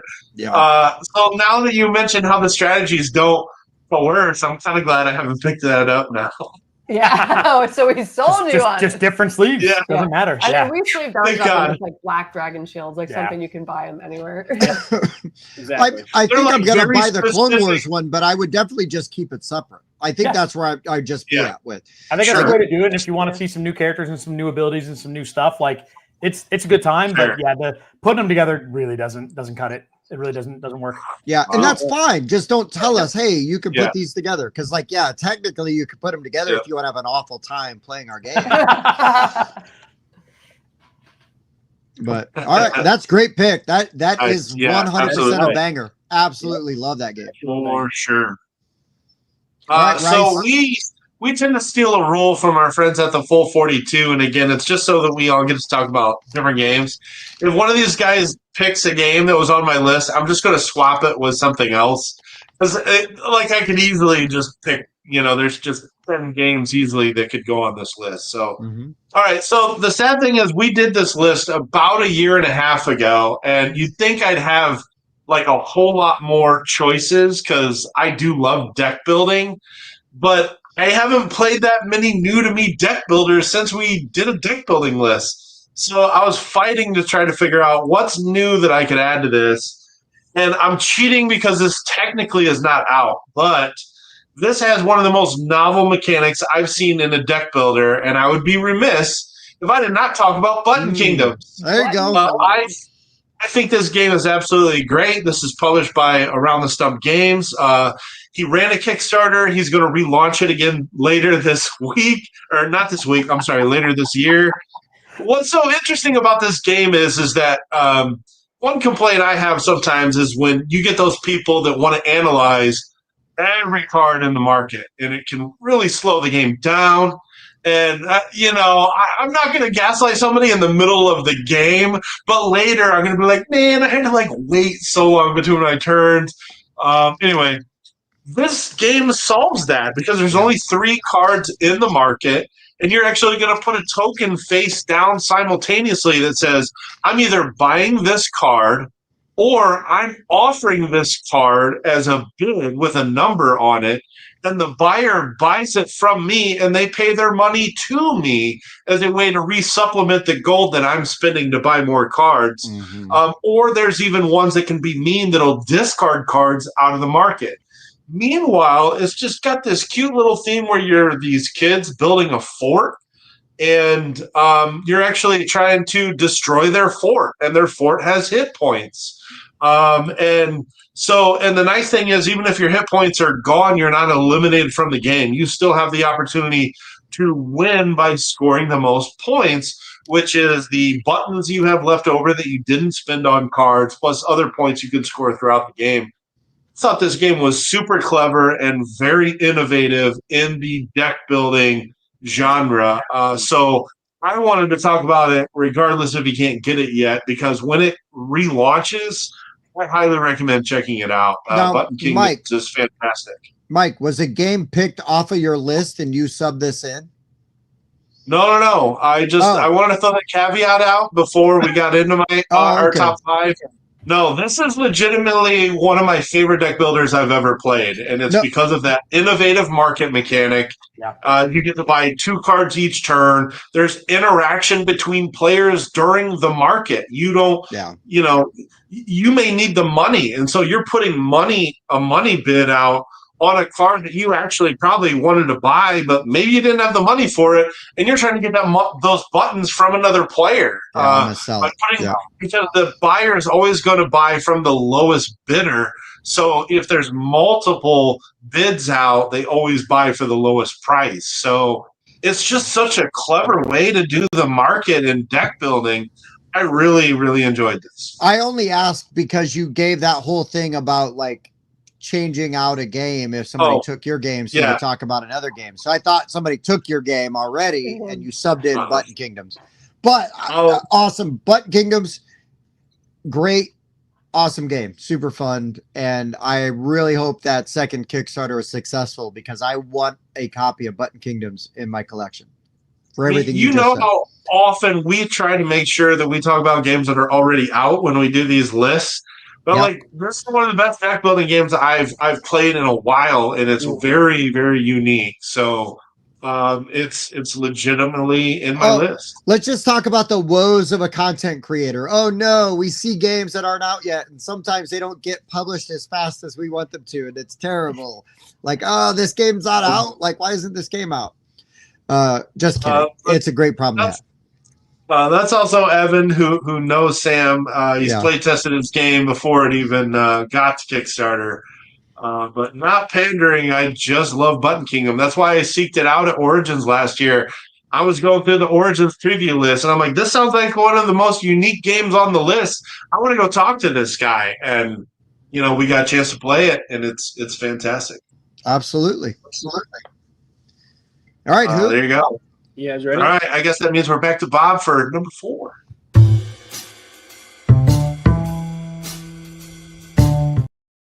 We got to give her time to get the numbers up, too. All right, so for my number 4, this one might come off of Tim's list. He might have to call an audible. That's the nice thing about going first every time. But Tyrants of the Underdark is a fantastic deck builder, area control. Some games are so good they may not come off my list. Just saying. Sniper's number 1. What's that? Oh yeah, I've seen this one. Oh god, I love this game so much. Yeah, and what's really cool about it is you're building your deck and you're putting these powerful cards in there, but then they're not going to be worth points though until you like bury them and get rid of them. And it's like, man, do I want to keep playing this card and using it for its effect, or do I want to take it and bury it so I can get the points off it? Because it probably has a ton of points if it has a cool in-game effect. And not only are you doing that little trick with your deck building, you're trying to move your pieces around the board, control areas. They give you special abilities. You have the area control. It's fantastic. Oh my god, I love this game, and I am undefeated in this game. Oh, throwing down the gauntlet. I am. I'll never play it again now. Do you have a picture? Can you pull a picture of the box cover? Oh yeah. Oh yeah, for If sure. he doesn't, I'll run over here and grab it. Yeah, I know, right? Yeah, it's right here. I can see it. Yeah, there you go. Yeah, that's what I thought. I thought it's a Dungeons and good. Dragons game. Yeah. Mm-hmm. This game's great, really and good. I've never read a book about Dritz. I'm aware of him and everything, right? Like as a D&D nerd. Right there. I've seen Yeah. this on the store shelf many times, and I've been drawn to it because of Lords of Waterdeep, which is a Dungeons and Dragons game. Hell yes, it Phenomenal. is. That's so good. And so I was like, maybe I should try this one now. I will say, as a nerd for like a great looking game, try to get first edition. If you can buy the first edition, it looks better than the second edition. It has these little bits. Yeah, those things. Thank you. Good job, Mike. Those are your pieces you're putting around the board to control the territories, and they're super cool. Yeah. Nice. I mean, if you know something with a 3D printer, you might be able to get away with like getting something like that made. If you can't, instead of like way overpaying for a first edition, but if you can find first edition, I found a first edition for pretty. Actually, I think I traded for it, but it was a good trade. Like it wasn't like I gave up everything. Got a trade-off there. The first edition has the plastic pieces. Second edition goes to just cardboard chits, but it adds the expansion available for the game. Oh, sure. Yeah, I guess I got lucky because when I traded for mine, I got the expansion and first edition. So what happens when you guys get together to play and you all own the same game? Who gets to decide who brings their game? Whose house are we at? That's really what's at. Yeah, exactly. I don't know if you guys can see this or not. What is that? It's like Tim has a lower score than you. It has a score pad in here, and I was just kind of looking beat back you when I played. Scores, and I'm seeing Bob 169, Tim 76. No, that's other Tim. That is other Tim. That ain't me. Yeah, that ain't me. That ain't me. You also forgot his 100-point handicap, like because. Yeah, right. Thank you, Ken. Bob, Justin, Tim, and Ben. Nope, I've never played it with Justin. He's like, I will die on this hill. I will. Kathy, you're right. You're right. I'm not competitive, aka I'm super competitive. Tim and it says you won. I bet that one counted though. That one counted. No, I've never played this with that was Justin. definitely him. I smoked you at this game because you're like, wait a minute, your score can't be right. And then you counted my points. I love this. You counted my points, and then I beat Mike at this game. I've only played it once, so I hope you would. Yeah, well, I mean, I beat you and like 3 other people. Bad teacher award. I didn't teach. I got one for that too. Oh, I'm so sorry that Ken and Cathy get drug into this. Our drama. No, I'm here for it. Oh, God, I love Tyrants of the Underdark, though. This game's so freaking good. If you like deck building games, I honestly will say it doesn't matter if you care about the theme or not. The theme makes sense. But if you don't care about the theme, this is a really awesome game that combines deck building and territory control on a board. Like, so the other great thing about it is it does more than just deck building. You know, so it's yes and. Right. Okay. Or the timing of when to get that right is, you know. Oh, dude, so good. So good, because the way you can call that deck. That sounds like our type of game. Yeah, it's so good. And it plays great at 2, I'll tell you. It plays great at 2. Not that you don't have more friends, but if it was just you two playing, you'd have a great time. Okay, so I'm going to steal one probably off of Bob's list. And if it's not on his list, it should be. And this could be my number one easily, but I'm going to just jump ahead because I don't want it stolen. And I'm going to talk about Taverns of Tiefenthal. This game by Wolfgang Warsch is one of my favorite deck building games of all time. It is deck building, engine building. I mean, it does all these things because you're upgrading your board, which is going to give you better options. But you're basically running a medieval tavern and you're dice drafting. This game does everything. And deck building is just one part of it. And it does a great thing that a lot of deck builders don't do is a lot of times when you buy a card to add to your deck, it goes to your discard pile. In taverns, when you buy a card and you add it to your deck, it goes to the top of your deck. So you're not only buying cards that are going to improve what your tavern does, but you're buying better customers, right? Like, and so the customers that you can bring into your tavern are going to be triggered by whatever dice you draft, and then as you assign them, it's going to trigger the different things. So you're going to have these tables in your tavern, and you're going to draw cards until all your tables are full. Some of the cards you can buy are tables, so you can seat more people in your tavern and go through your deck faster and do more with it. This game is just one of my all-time favorite games. Same designer of Quacks of Quedlinburg, the game, That's So Clever. He's done a ton of games. This one is my favorite. It is just absolutely the best. And it is really, and it's got a modular board. So as you are like making money, you're upgrading the spots on your board. So you can spend money to buy cards. You can spend money to upgrade your board. There's just so many different things you can do. And some of the deck building is there's a market. And so, yeah, I might buy that customer before you can, but nobody's going to stop you from buying like the dishwasher or the brewer, like those cards. So there's sort of like a fixed market. So you can always add these cards to your deck and like make your board better. I just freaking love this game. I recommend this to everyone. This game's so accessible and it's really interesting for like seasoned gamers. It just checks every single box for me. It is one of my all-time favorite games, Taverns of Tiefenthal. I don't know if y'all have played it, but god damn, this is a great game. It's fantastic. The only problem with it is the wooden dice. So. Can you guys add a flawed expansion where the dice are wooden? Please don't. We can make it happen. We can see what we can do. Hell yeah. Hell yeah. The Bob dice. Call them the Bob dice. Is it I like that little beer that was on there, the little like cardboard beer. Yeah. Yes, the little tokens. The little beer. Nice. First player marker. Look at this. Yeah, that guy. Yeah. Oh, that's fantastic. Yep. Where's your number 4? It's right here. Oh yeah, let's go. I hope this one's. It's got to be right. This one's got to be on board. It's got to be. Everything's on Board Game Geek. Right. So our number 4 is a game that you guys have a lot of games, but I'm gonna go out on a limb that you haven't heard of this one. Ooh. And it's called Dust to Dust. Nope. Wow. Haven't heard of it. Let's go. One that you haven't heard we got of? you. Let's go. Yeah, it's by Havenwall Games. One of our good friends designed this, and it went through Kickstarter a few years ago. There you go, 8.3. I'm not surprised. His name is Spencer Swan. We actually met him playing Kaijudo like a bajillion years ago. Decade ago, sure. Why don't you tell them about? Yeah, I'd love to talk about it. So this game has 2 things that are just absolutely so cool about the way that like just the core gameplay. Okay.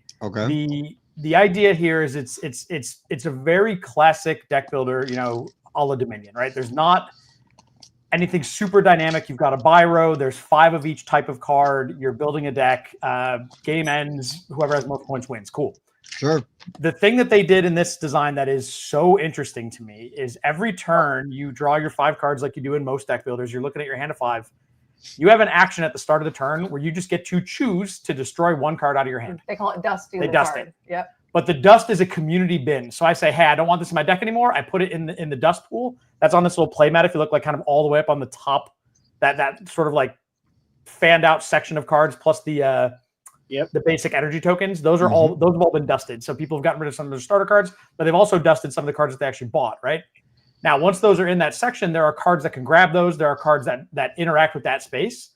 So you are, instead of like, and I know you guys have played enough deck builders that you appreciate how important it is to like get rid of those worst cards in your deck, right? Absolutely. Like making your deck lean and mean is super critical. This game doesn't have that many cards that do it, if any, really. There are, I think, very few that actually destroy the cards out of your deck. You just do it as a game action. But then this is where it gets kind of crazy. The victory condition is see these orange cards in the bottom right here? They're called relics. Once one player has 3 relics in play, that triggers the end of the game. I think everybody gets another turn, whatever. The relics they sit in play, they give you a permanent buff effect, but then what they do is at the start of each turn, you are forced to destroy 1 card out of your hand. Okay. So you play this tightrope walk where it's like, okay, I've thinned my deck down to a point. I bought a relic or 2. Now I'm drawing and my hand is like gas and I have to destroy 2 of these to like keep playing. So now I've got to buy certain things back. And there's this really sort of tense, like, it's a curve where your deck is getting better and worse as you're playing. Yeah, it's like the more relics you have, you kind of want to buy bad cards back into your deck so that you have something to dust. Oh, And sure. it also makes it more like if I'm sitting on 2 relics and I'm looking to buy the 3rd one to like end the game, so to speak, it's a lot harder for me to get the required resources. I'm playing with a 3-card hand versus my opponent might be playing with a 4 or a 5-card hand because they don't have the relics yet. So it's got a really cool comeback mechanism. It's a super interesting like journey while you're building your deck of how it gets better, worse, better, worse, better, worse. And like it is one of the more unique like kind of straight, clean cut deck builders that I've ever played. Is it head to head? Is it two you player? can play. I think it's 2 to 4 I think it's players. made for 2 to 4 at baseline. Okay. Yep. It's on the box. Yeah, 2 to 4 players. I already saw on Board Game Geek, like you could get it for $13 or $15 from Noble Knight. So would you say that that's a good price? That's insane. That's yeah. Buy it. Buy 2. I kickstarted it whenever he ran the Kickstarter originally. I want to say his website might have direct sales also. I'm not sure. Well, that's you support could him see then what he's doing it for. I mean, I don't know. I'd have to dig around a little bit. I'm actually in his Discord still. I think like I could get you some info if you want to talk about it. But it's if you're getting it for 10, 15, 20, whatever it is, it's worth having on the shelf for that. It's so much. Oh, hell yeah. It's a really good game. I love unique games, and that sounds really cool. I really like that push and pull of culling, but like, and that's kind of one of the things we liked about Tyrants is you're going to have these really good Tyrants of the Underdark. You're going to have these great cards. I'm sure you can cull these regular cards, also, but you know that fine balance of doing that is great. So, hell yeah. Sweet. What you got, Mike? All right, so my number 4. This is one of those games where I've actually played it more digitally than in real life.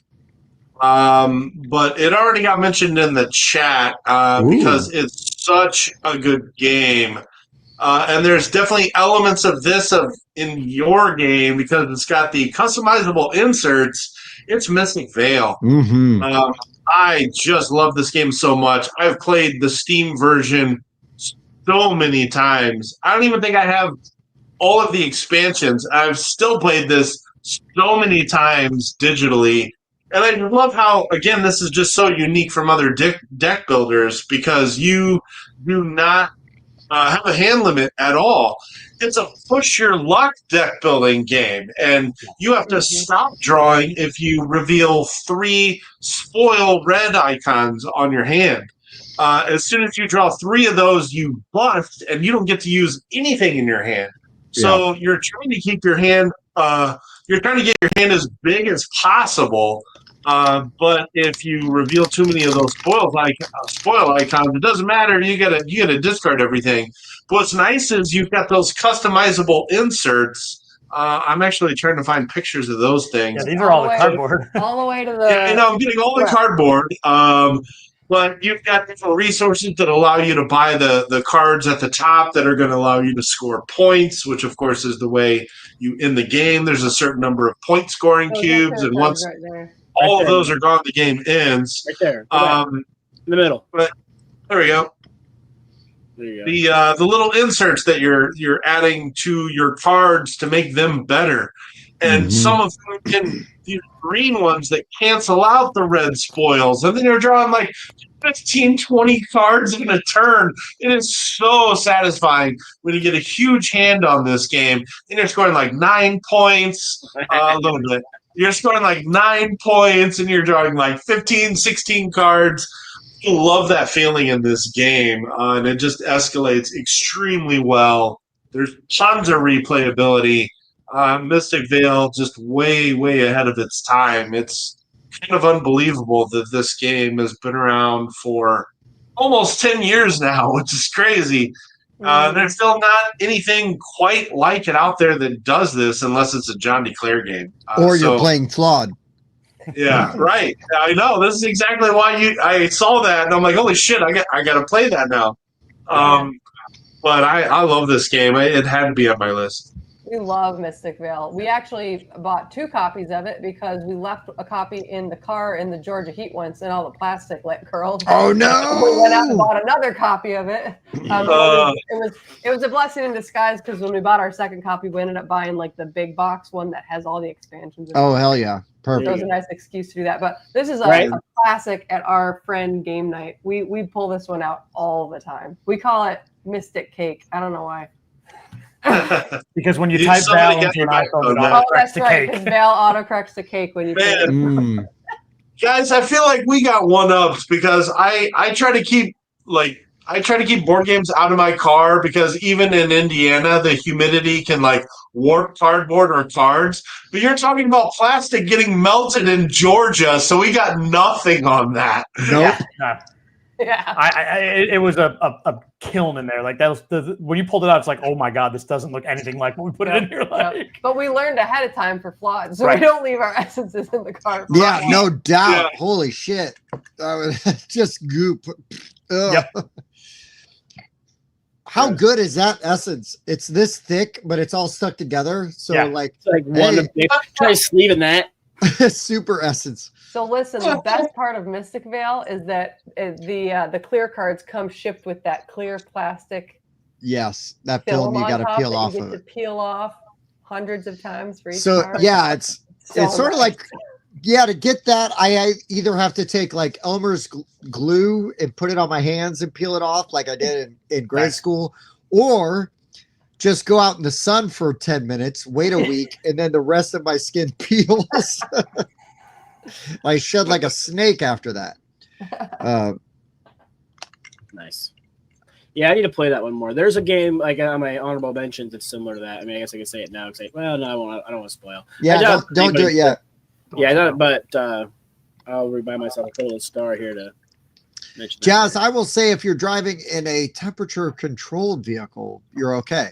Yeah. But if you're you gonna don't want to be that hot in there, so you hell yeah, exactly. If your cards are hot, you're hot. Like bring them inside. Bring them inside. We could have done like a whole Sarah McLaughlin in the arms of an angel over your old Mystic Veil. they're doing it. They're going for it. Yeah. Well, Mike was. All right, Mike. Hit us with a number 3. I will, because that means we're back to Bob for 3.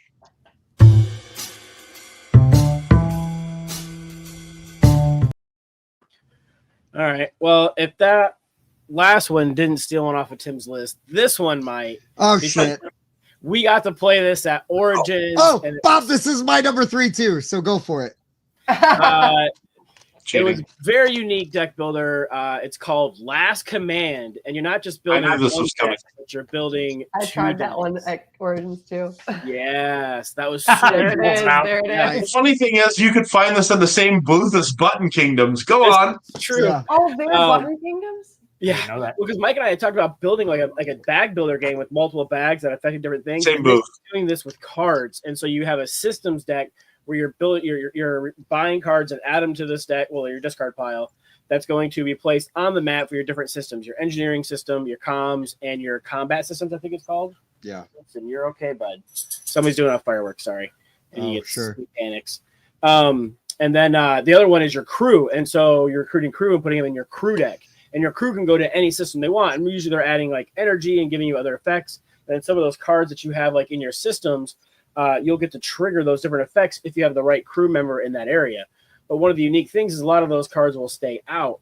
And then you're drawing cards, you only get 3, but you're picking what deck you want like at a time. Like, I want to draw a systems card. Ooh, no, yeah, I want to make sure I get crew for that. So let me draw a crew card. And if you go to draw and you can't, instead of just shuffling your discard pile, you take all the cards of that type in play, shuffle them back into your deck, and then become your deck again, because that's how you're able to trigger the coming into play effects again. Like over and over again. It was really unique. I got to teach it to a guy during this last weekend, and he had a blast. He's a Magic player, plays a bunch of like heavy board games and whatnot. He just thought it was super unique. Oh, hey, that's Ty commenting right now. Now Bob's pandering. That's Ty. That's Ty. Hey, to be fair, Bob pandered before I did.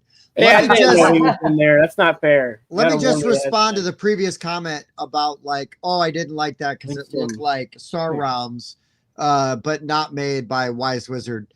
And I would just say, like, look, you go and you sit down at the table to play this because it looks like Star Realms and you like Star Realms. And then you stay because it offers way different choices Different gameplay. and different gameplay. Yeah. I mean, to ship So space, so it looks, I guess, like, I can't remember the name of it, Star Realms, but like, way different gameplay. Oh, and we're gonna do a tier list for box inserts, and this guy is on there for like a high level because it has neoprene playmats that come with the game, but they fit in the box. Now, I would normally, if Ken and Cathy were like any other kind of game designer, I'd be like, hey, you guys need to have a storage solution for playmats. But that doesn't apply because it's a TCG. So you're buying a deck box, you're buying like packs, doesn't apply. But if you were designing a game that was like a deck building game and you're like, or any kind of game, and you're like, oh, it's got playmats. If you don't have a storage solution for the playmats, I don't want the playmat. Just say it. Sorry, Jim, if he's in there. But what were you gonna say, Mike? Well, we've got another pun lover with us today, so I wanted to make sure this got highlighted. Tier list, top 10 Tears for Fears songs. Listen, I've got one, and that's Shout, and that's the only Tears for Fears song that I know. And I probably should be embarrassed that that's the only one I know, but hey, I was on Jeopardy and you weren't. So I'll just say that. Wow. But anyways, a bingo banner. So to continue with Bob's 3, my 3 was also The Last Command. This was a really cool head-to-head deck building game. I totally expected a Star Realms, I don't want to say clone, but I kind of was expecting that. And it wasn't that at all. Really interesting choices in the way you can assign crew and the way those cards reset as you play those. Really good, really fun. Had a great time playing this, and I'm really, really, really glad that we discovered it and took the time to learn it because it would have been very easy to pass over. Oh, wait. Oh, thank you. Thank you, Mike. Thank you for flashing the obligatory Pop Culture Jeopardy. You guys missed that little kind of behind the scenes right there. So, like, there's a banners tab over here, and I literally hit save on the mark your bingo card, and like a split second later, new one populated that says obligatory Pop Culture Jeopardy that Mike is working on at the same time. Well, hold on. Let me tell our guests, since I've already check that box on the bingo card. If you go onto Amazon Prime, you will see that there is a Pop Culture Jeopardy hosted by Colin Jost from SNL. I was on that. I'm like episode 24. They flew us out to California last August. It was an amazing time, blah, blah, blah.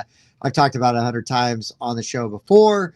But it was on the actual Jeopardy stage, and the poor sweet woman that had to apply powder multiple times to my bald head was the same woman who did Alex Trebek's makeup for like 25 years. Look at that. Cool. So I am one degree of separation from Alex Trebek. I'll remember that. That's your like fun fact that you have to remember. That's my fun fact. Like the one cool thing about them. Yeah, like anytime at work where they're like, oh, what's something interesting about you? I'm like, oh, I was on Pop Culture Jeopardy. I came in second with my team. I didn't win. Out of 3. You got an episode. Second out of 3. Yeah, well, hey, we got Final Jeopardy right, and if the other team hadn't wagered as much as they did, also a team of board gamers, so I wasn't as mad as I would have been, we would have won and gone on to the next round. But I got a free trip to California. That's worth it. I'll take it. Sorry, you have to powder my bald head in the chat. There it is. Evan, I literally said that. That is 2 degrees. I wasn't going to say it. But. That's okay. Hey, let him have it. Let him have it. 2 degrees. 2 degrees. I want to shout out that I can't remember what's the name of the company that put out Last Command. Sentient Games. Sentient Games. I want to shout them out because they were our booth buddies during Origins. They weren't right next to us, but they were like 3 or 4 booths down. They were close. Every single one of their employees like came down to visit us, came down to check out Flawed. We went and checked out their game. And then they did a raffle at the end of the night. They were completely sold out of the, like, it's called Chase the Bear or something like that. Yep. Outrun the Bear. Outrun the Bear. I have that game too. Yeah. They were completely sold out of Outrun the Bear. They had one copy left, and they raffled it off. And guess who won? What? This deal right Nice. here. And Hell immediately yes. had people in the crowd being like, "I'll buy that off of you." Oh, hell yeah. This is fine. So that is actually around the Stump games, and that's who's making Button Kingdoms. Mhm. But Ty from Sentient Games uses his booth as well. So Okay. So yeah, friends, crazy. but not the same designer. Yeah. crazy connection there. Awesome. That's awesome.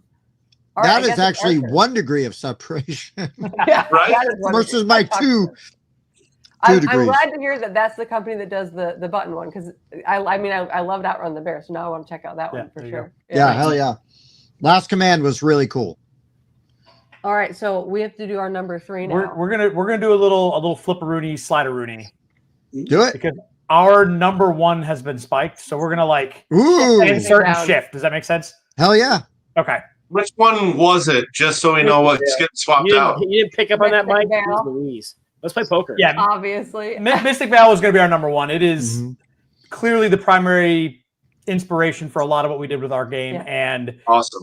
aside from that inspiration note, it is just one of our all-time like favorite, most played games. Like we have every expansion. We have the big box. We bought it twice. Amazing. We melted one in the trunk. Like Yeah. it's been with us a long time. Yeah, but it's okay because we had this many deck builders to choose from. So we'll just Amazing. shift it. Can I just ask, man?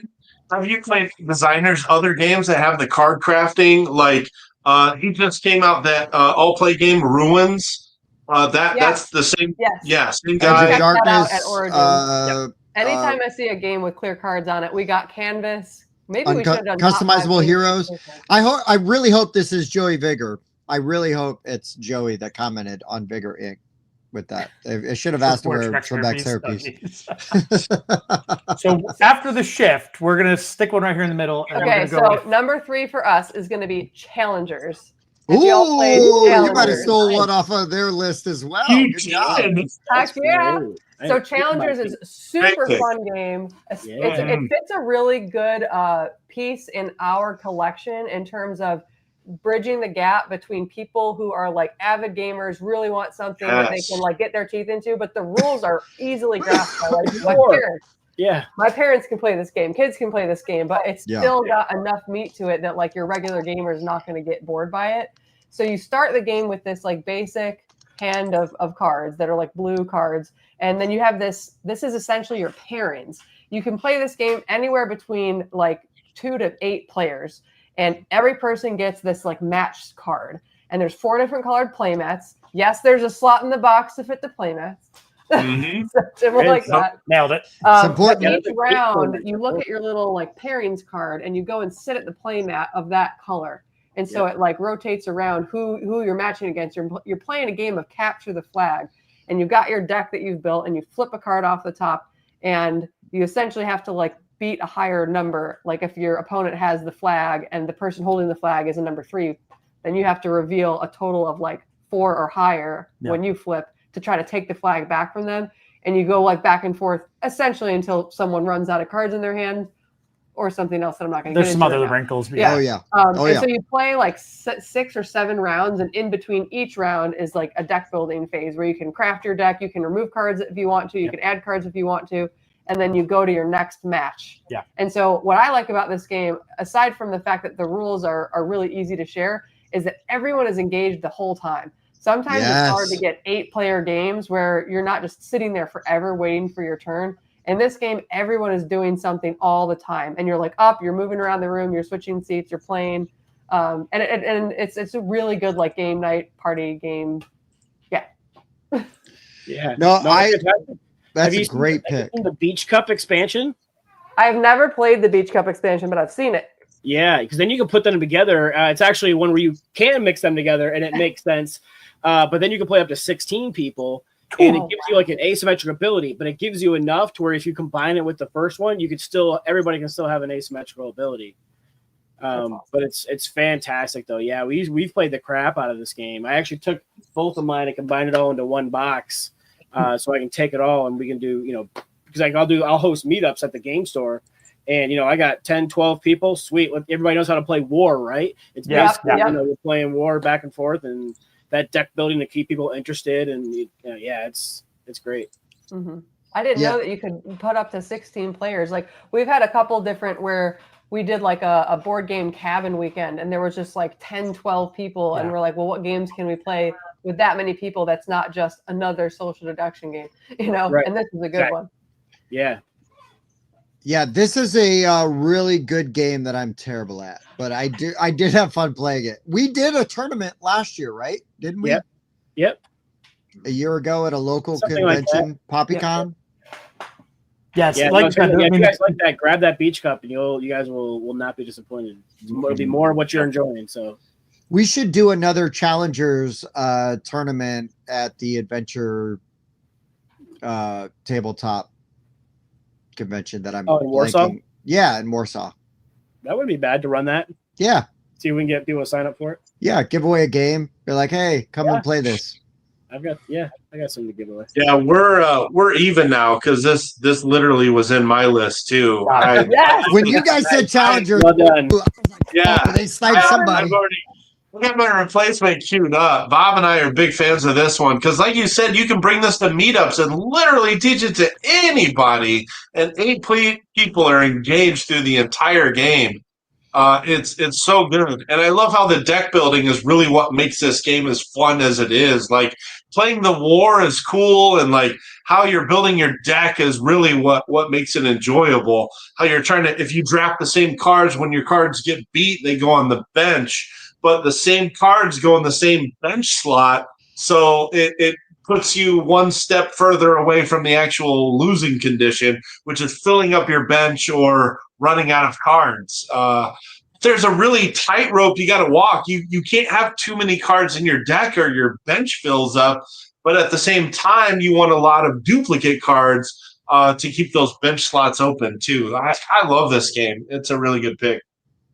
I've played this a ton on Board Game Arena, actually. They have a great implementation on there. The game kind of plays for you, but you still get that deck building element, which makes this one shine. I love this game.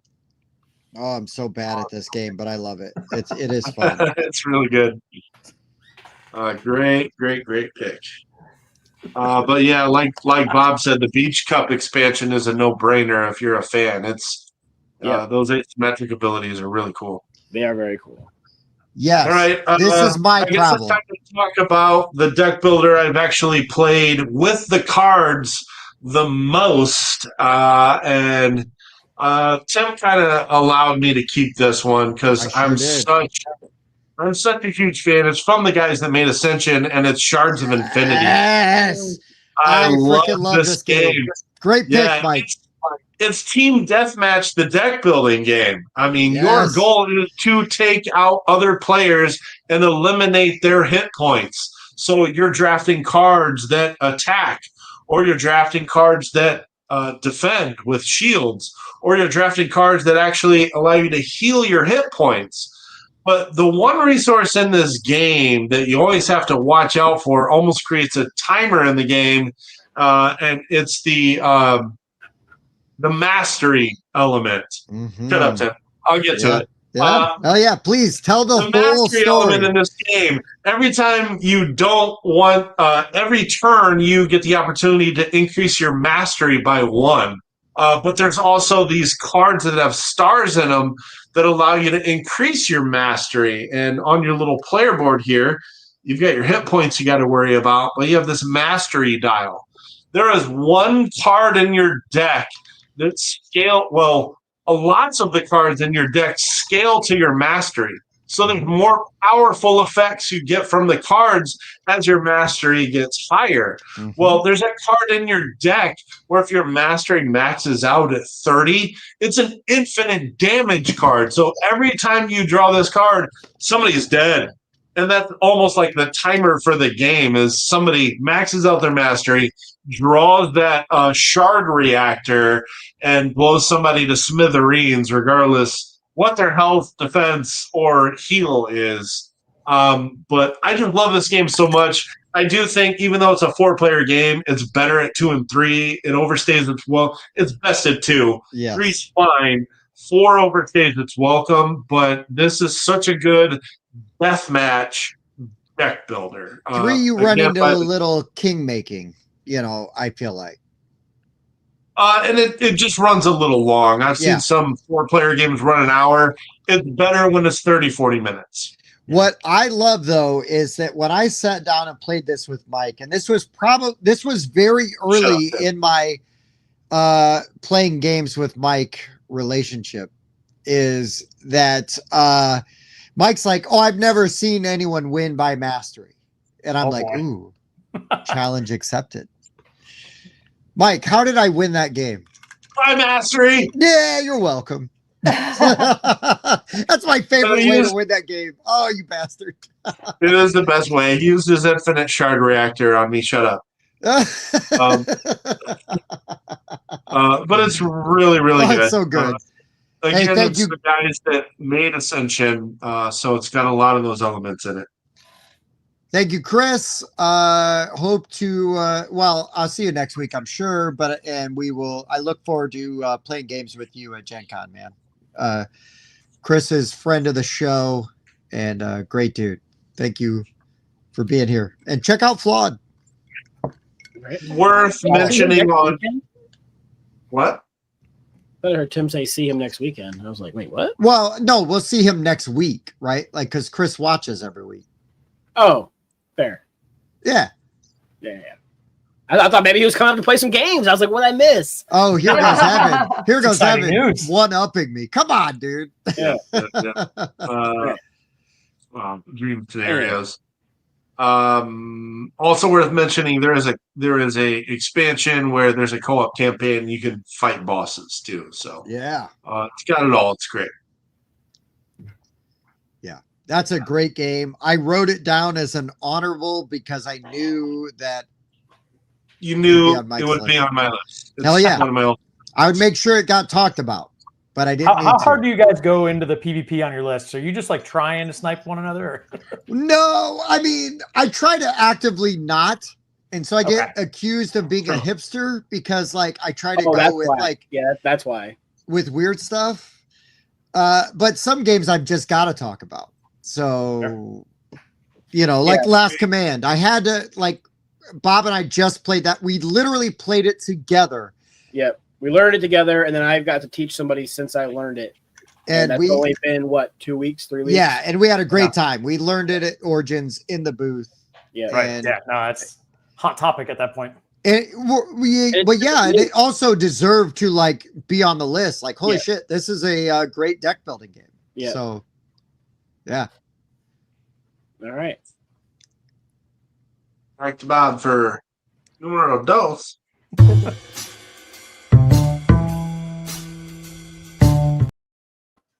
And yeah, Tim's a hipster, is legit bingo square. I'm a Gen Xer, right? Like I liked it before you did, and then once everybody else likes it, it sucks. I get it. That's me. All right, I would check that book out, or whatever movie or book. Or that Weird Al, yeah. Yeah, I would definitely. Oops. All right. So my number 2 might be on Mike's list. I don't know, but we have played the crap out of this. Picked it up. I learned it in the back with one of our old co-hosts, and then I sleeved it right away because I knew this was going to be hitting the table a ton. It's set in a dark future where humanity is extinct and the apes are taking over in the distant future of the year 2088. It's not that distant. It's disturbingly close. Disturbingly close. The humanity's been extinct for a while. But yeah, After Us is fantastic. You have your hand of cards, you're laying them down, and they have these little windows on there. You're trying to get them to line up. If they line up, you're going to get to activate that space. And you're collecting resources, and you're trading them in. Certain apes want certain types of resources, and then you have the chimps that'll take any of them, and they kind of copy other people and let you repeat abilities and whatnot. But it's just super unique in the marketplace. The way it works is you have your lower tier of each one, they're face down decks, and then your higher tier of each one face down. And so when you're buying cards, you're just pulling them off the top of the deck. So there's not that downtime of, do I want this one? Do I want that one? And a lot of it is simultaneous play, so it keeps everybody involved. But this is it's fantastic. The online implementation of it is really good. It does a lot of like the fiddly bits for you. But then even though in person, though, it's really not bad. You just have piles of resources for people to grab from. People are grabbing, taking, spending these, gaining points. And it's got great options for culling the cards out of your deck. Because like we said, right, making your deck lean is super good. Like I had it down, like I was playing a bunch of the gorillas and they give you the rage and you spend rage to call cards out of your deck. And I was down to like 6 cards in my deck. So I was almost drawing every card every time. And it was just crazy. But yeah, it's fantastic. I do want to make sure, Bob, because you what's that? You kind of avoided like the main catch to the game, which is getting the frames completed. You lay those 4 cards out, and you need those rectangles to totally encapsulate resources. So like this one here would give you a black and a blue. There's an orange spinning through. So you have to like create these frames that then give you resources that you spend on those cards. But I just want to make sure. But it's so good. You stole my pick. You stole my pick. It's so good. Yeah. It does so many things well. Yeah. I left this off my list because I knew it would get sniped. We're all massive fans of this game. Did you trade art's great too? You buy off the top of the deck, so you again, like I mentioned with Button Kingdoms, you don't have to wait for people to mull over all the cards. Yeah, it's simultaneous play. There is no downtime. It's amazing art. It plays 6 in under an hour. Sorry, Bob and Mike, you guys with thick heads of hair. Yeah, I tried twice. This is great because my wife told me she was not into bald dudes until me, and she's like, "I guess I've got a type." Yeah. Hey, let's go. There he is. Let's go. That's called winning. Hashtag winning. You say no cap. Tim's always wearing it. For real, no cap. No cap. I'm always wearing a cap because my head sunburned so easily. Spoken like a true parent of a middle schooler. Yeah. Also true. Got him. That's a great pick. After Us is an awesome deck building game. If you guys haven't tried it, you really should. Really good. Yeah, you can teach it and play it in an hour. Yeah, hell yeah. It's really fast, really fun. Okay, here's Tim's hipster pick. This is the game that I know that nobody else but Bob has played, but it's really good. It was made by an indie designer out of Indianapolis, and that is Shadows, Heroes, and Monsters. This deck building game has the deck building aspect is really interesting because you are buying cards to add to your deck, but they're from your own supply. So you're going to have like a stack of cards that you have either drafted or, figured out a way to I forget like the exact way you build your own personal deck. But, and so as you gain these XP and you spend them, you are going to buy these cards from your own deck. You're going to choose which one you're going to add.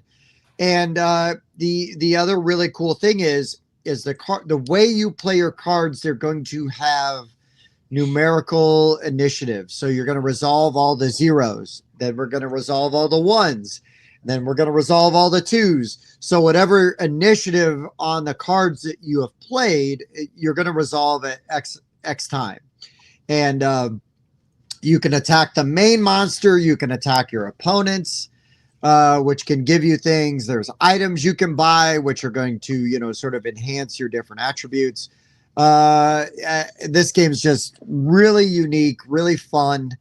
And it had a successful first Kickstarter. He had a second edition Kickstarter that went okay.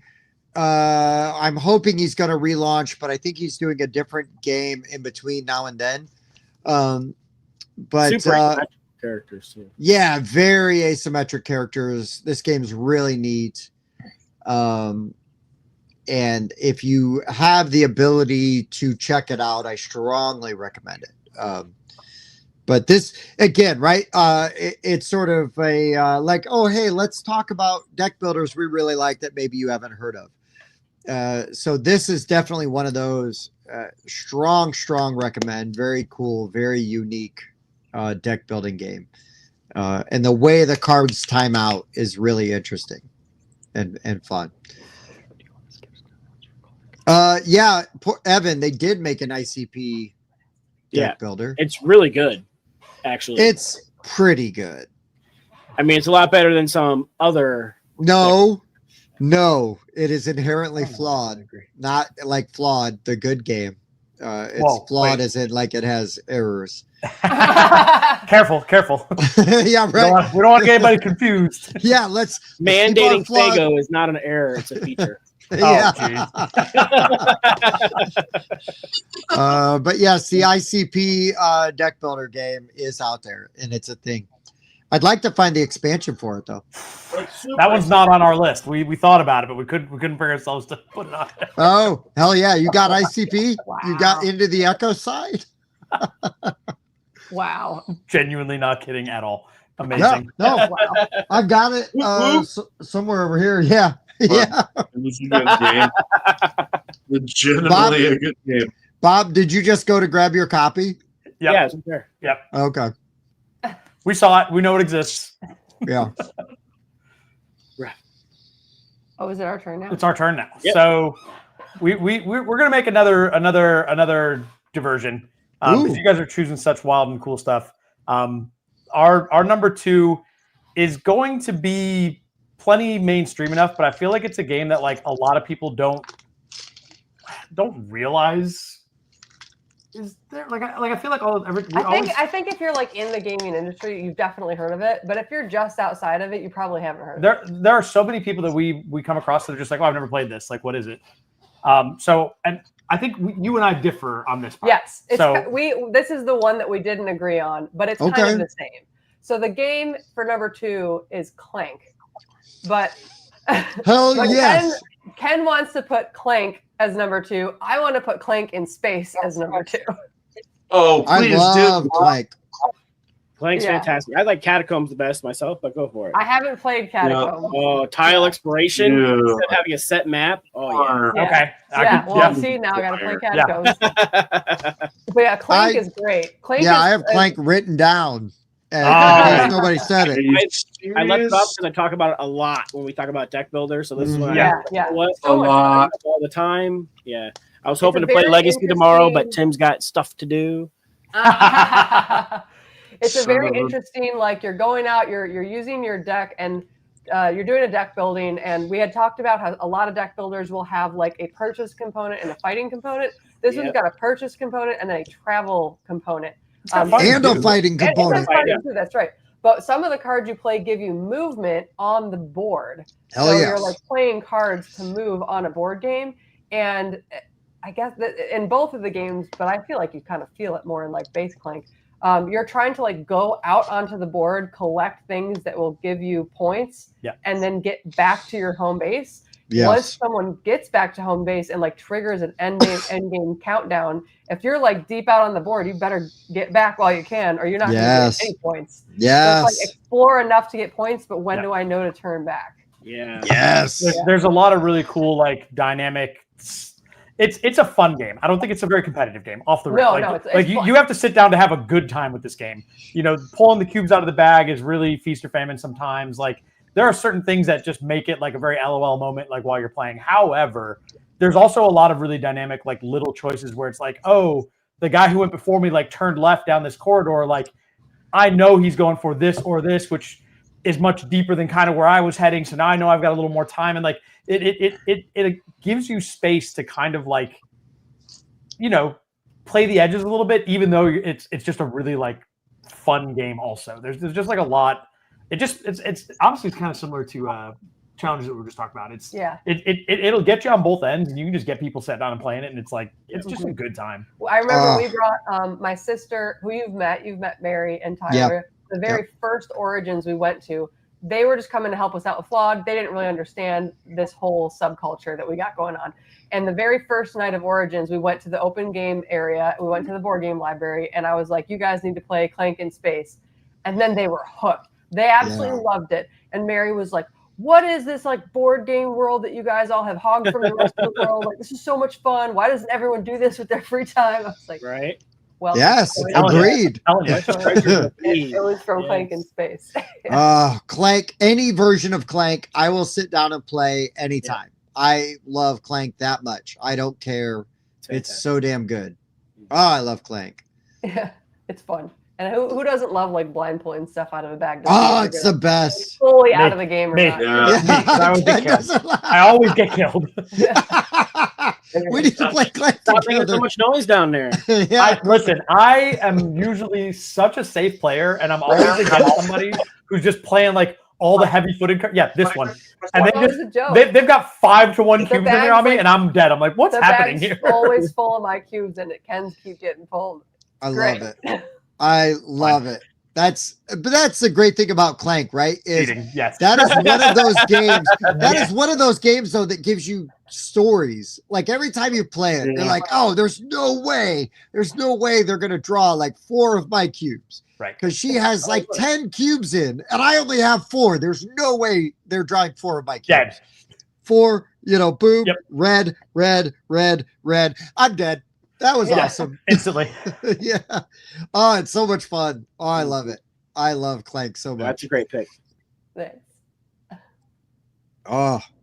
All right, Mike. Top Clank. Yeah. That's tough to do. That's tough to beat. You're talking about 3 like huge Clank enjoyers. It's just so fun. Oh, yeah. I mean, when I played the first version of Clank, I was like, oh my gosh, this is a blast.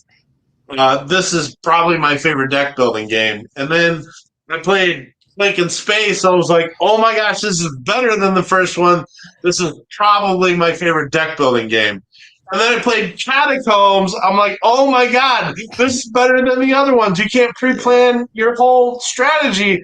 This is probably my favorite deck building game. Then I played Clank Legacy, and I'm like, my favorite deck building game.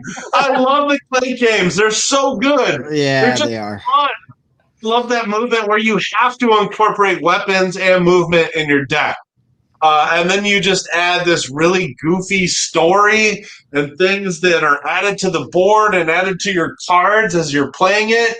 I've been horrible about finishing Legacy games. This is the Legacy game I want to finish. We're going to finish this one, Mike. We're going to finish this one. That is my pledge. So I'm also horrible about finishing. Bob doesn't feel so convinced. I've already finished it once with a different group because I have people who actually like. I played all the way through Gloomhaven. I played all the way through Clank Legacy. Hold on. Bob doesn't have kids and also has friends that don't have kids. Genius. What a genius. Wait, but Ben isn't married. He is now, but yeah. Well, but he wasn't then. He was. Yeah. Was his wife playing? We ever finished was The King's Dilemma. It was every other weekend. Oh, I really wanted to play King's Dilemma. Yeah. That's the only one we've gotten all the way through. We tried to finish Descent. It did not. We got so close to finishing. Oh God, I love Descent multiple times. Love Descent. Yeah, it's really good. Even the first act and the second act. What's crazy is that we have clearly we have very similar gaming tastes. Mm-hmm. Yes. Yeah. And clearly it really doesn't matter like what version of Clank you pick. They are all so fun to play. And also I blame Tim's high sperm count for us not finishing the campaign. Hold on. It's high enough. I only have 2 kids. Relax. Only 2. Yeah, I've had sex twice. I have 2 kids. 100%. I'm just gonna say, guys, it's still new and oh no! Waiting to finish this first one. Come on, let's go. We just gotta wait. You guys are down in Georgia. We just gotta plan a weekend down. Or wait, you're North Carolina. You talked about Georgia earlier. We just gotta plan a trip down to North Carolina. We'll just show up on their door with Clank Legacy 2, and be like, "Hey guys, that's what we're doing this weekend." Yeah. Oh, all right. I'll make sure I'm not on call. We'll find you some some glimmer of hope in Catherine's schedule where she can do anything for more than 2 hours straight. That's the problem with a job like hers. It's just, she's lucky her phone hasn't rang yet. Like, hey, come on in. We need you. Yes. Well, she's off the hook tonight. I'm off the hook tonight because I'm working the holiday weekend. Yeah. Oh, see, as a Part former of why our streams are on worker, Wednesdays. Wednesdays are a very safe day for her. Yeah. It is a nightmare.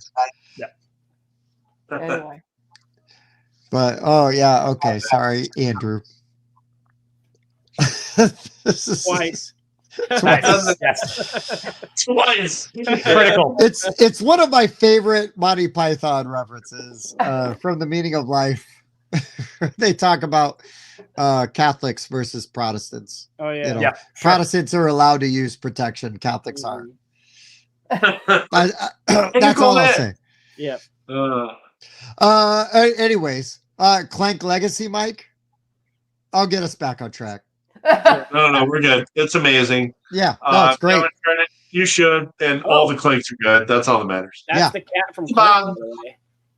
Yeah, I mean, they're all great. I would literally play any of them at the drop of the hat. Let's go. Stop whatever I'm doing. Yeah, hell yeah. I'll give Mike credit. Mike is a guy that values his sleep. And fair.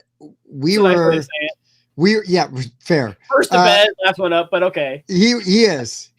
Bob and I will stay up until 3 a.m, get up at 7, and then go game all day. Yeah. And it doesn't matter. Because we're crack fiends for board games. Mike is responsible, gets a reasonable amount of sleep, and then shows up and then goes to bed earlier than everybody. But we were at a very small convention in Indianapolis. We stayed up super late, and then Mike took forever to get back to the house where we were staying because he went to like a White Castle or something, and there was something going on. One does. 2 of them, right? And I think he went to 2 different White Castles to get food because the first one was a bust. And I will never begrudge anyone getting White Castle because I'm a fan. But Bob and I had Clank all set up. It's like 1 a.m. Mike rolls in. We're like, holy shit. Okay, Mike, do you still want to play? And he's like, yep. We power through like in under an hour a Clank Legacy mission because we had committed to it. That's how much Mike loves Clank. Any other game, Mike would have been like, guys, I'm not going to do it. I'm going to bed. Well, that or maybe Rebellion. That is a level of dedication. Yeah, so I'll give Mike credit there. I got to give him credit. That the Clank love is real. So we kind of sort of took Clank off his list, and we took Challengers off his list, and he took Mystic Vale off our list. Yeah, you guys are head-to-head duel. Mike's got some game. I'm gonna tell you, good taste. If I say so. Head-to-head duel. I love it. All right, let's see what we've got in store for numero. Okay. Cathy knows how the show works. She had that one up quick. You got to get on board. No, you got her. All right, so for my number one, it's just my number one right now. Like, I don't know if I would say maybe of all time or not, but it's getting played the most. Yes. And kind of like along Tim's line where he was talking about having specific decks to upgrade your deck. Say this so I don't have to. Yes, Slay the Spire is so good. It's really good. You can play as many people as you want. As each time you finish a room, you can add cards to your deck. Yes. You're upgrading your cards. You're calling some of them out. The players are super asymmetrical, and I love that you have your own, technically 2 tiers of cards that you're buying for yourself specifically, and everything is very character specific, and it just plays really well. We've had a ton of fun with it. I'm glad I finally just broke down and bought my own copy. I tried forever to try to trade for one, and people who say they want it for trade, oh yeah, I hear it's up for trade, and you offer them a ridiculous amount of stuff, and they're still like, no. And then there was literally a guy who had traded away he had a collector's one, traded away the mats, traded away all the extra cards, traded away the coins. It was basically a base game in a collector's box. So if you want it back to normal, you can buy the bits, but it's like $75. So I'm still going to invest $75. I offered him like 2 crazy games. I'm like, okay, these 2 games for that game. He's like, No, I don't think I really want to trade it. They get it off your trade list. So I finally broke down and bought it. The storage solution is fantastic. But yeah, it's a ton of fun. Oh, lately. Yes. Have you guys played Slay the Spire? So I'm familiar with obviously the game, the video game. I had never played it. And I have played a little bit. I'm not big into it like some people are. One of the things I've heard, and I'll ask you guys to kind of convince me, sell me on it. I'm listening. Yes. Is that if you've played the digital version, and you're used to playing the digital version, the level of like management when you get to the tabletop version is like distracting enough that you're like, I wish that this would just like play. Is that I've heard that exact sort of critique. How do you guys feel about that? Okay.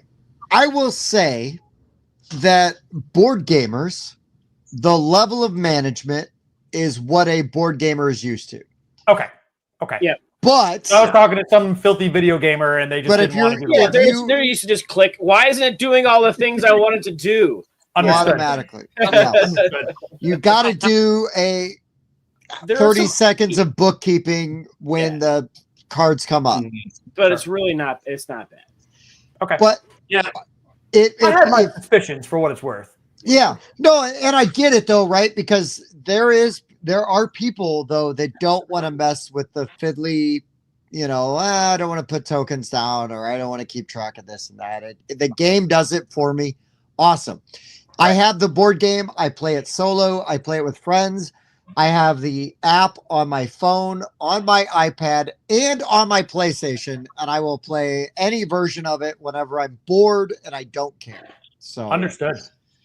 Yeah, if you're a board gamer and you're used to adding status effects, I don't like fiddly games, and this game just does not feel fiddly.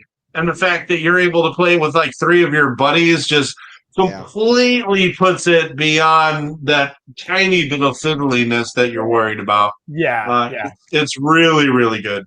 Everybody plays the same time. So you go into your action phase at the same time. So it's like, I can do a thing, you can do a thing, and like you can set people up for big attacks.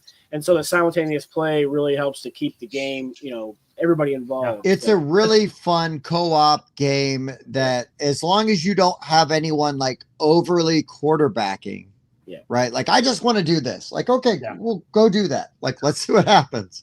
Yeah. It's got the big table talk that good co-op games should have too. If I play this card, you'll have extra resources you can use on your turn, and then you'll be able to do that card. It's really I have a big attack. Can you make it vulnerable? We can make it 10 damage. Yeah, I got that. All right, you go ahead and start, and then I'll jump in and hit it big, stuff like that. Yeah, and it feels good. It's fun. Mm-hmm. Like I said, I only heard that feedback from the one individual that I spoke to about it, and I suspected kind of as much because I definitely know them more from the digital space. So they're like, oh yeah, like this is one of my all-time favorite games. Of course I had to get like the tabletop version and give it a go. And then they were like, I don't really touch it. And I'm like, why not? And I think it was kind of what you're describing, just the general upkeep difference of like a board gamer versus not a board gamer. Like, that makes sense to me. I think that's a fair criticism if you're only a video gamer and you don't, you're not used to sort of putting that stuff out, you know what I mean? And dealing with that. I have to keep tracking all these little health markers. I'm handing out all these cards. I get that. I get that. But I don't feel like as a person that really enjoys streamlined games, I don't feel like it's overly fiddly. I really don't. I mean, it's a little bit of work, but it's worth it. Like play the game. Yeah, the juice is worth the squeeze. Yeah, nice. Hell yeah. Yep, it's excellent. All right. Well, Bob, that was a fantastic number 1, and I left it off my list because I knew it was going to be your number 1. But I could not pull Tyrants of the Underdark off of my number 1 because I love that game so damn much. It does everything that Bob said earlier. It is great deck building, territory control. And the way you cull your deck is that you've got these really powerful cards, and you can basically tuck them, and they're out of your deck, but you're gonna score points for them, and you can do that anytime you want. But you've got to pick the right time. Like, did I use this card enough to get what I wanted out of it and put it down? And I just really like that aspect of the deck building and everything that this game does. And, you know, the theme's great. It works really well. But like, I will say as a testament to the power of the board game is Bob is a guy that has read all of those books. Yeah. And as I am a book reader and I have read 0 of those books and I found just as much enjoyment as Bob. Actually, I would say more because it's ranked higher on my list. Enjoyment. Evidence. Yeah, hard evidence. It's not a competition, but I'm winning. But yeah, this game's just great. It does what I want out of a deck building game, and it does it perfectly. The way you can cull those cards and the way that they score and the timing is important. And like all of the actions are really interesting. And I just really appreciate that out of this game. So it had to stay as my number 1. I couldn't change it. Yeah. I have to say, of all the games y'all have showed us this evening, I think this one I'm gonna go get it. Oh, Tyrants is so real. Just like the way you guys have described it, I'm like, yeah, this is definitely something Ken and I are gonna like. We've not played it before. All I ask is that if you get it and you play it, let me know what you think. I just want to know. Hopefully, we haven't oversold it, you know, like overhyped it.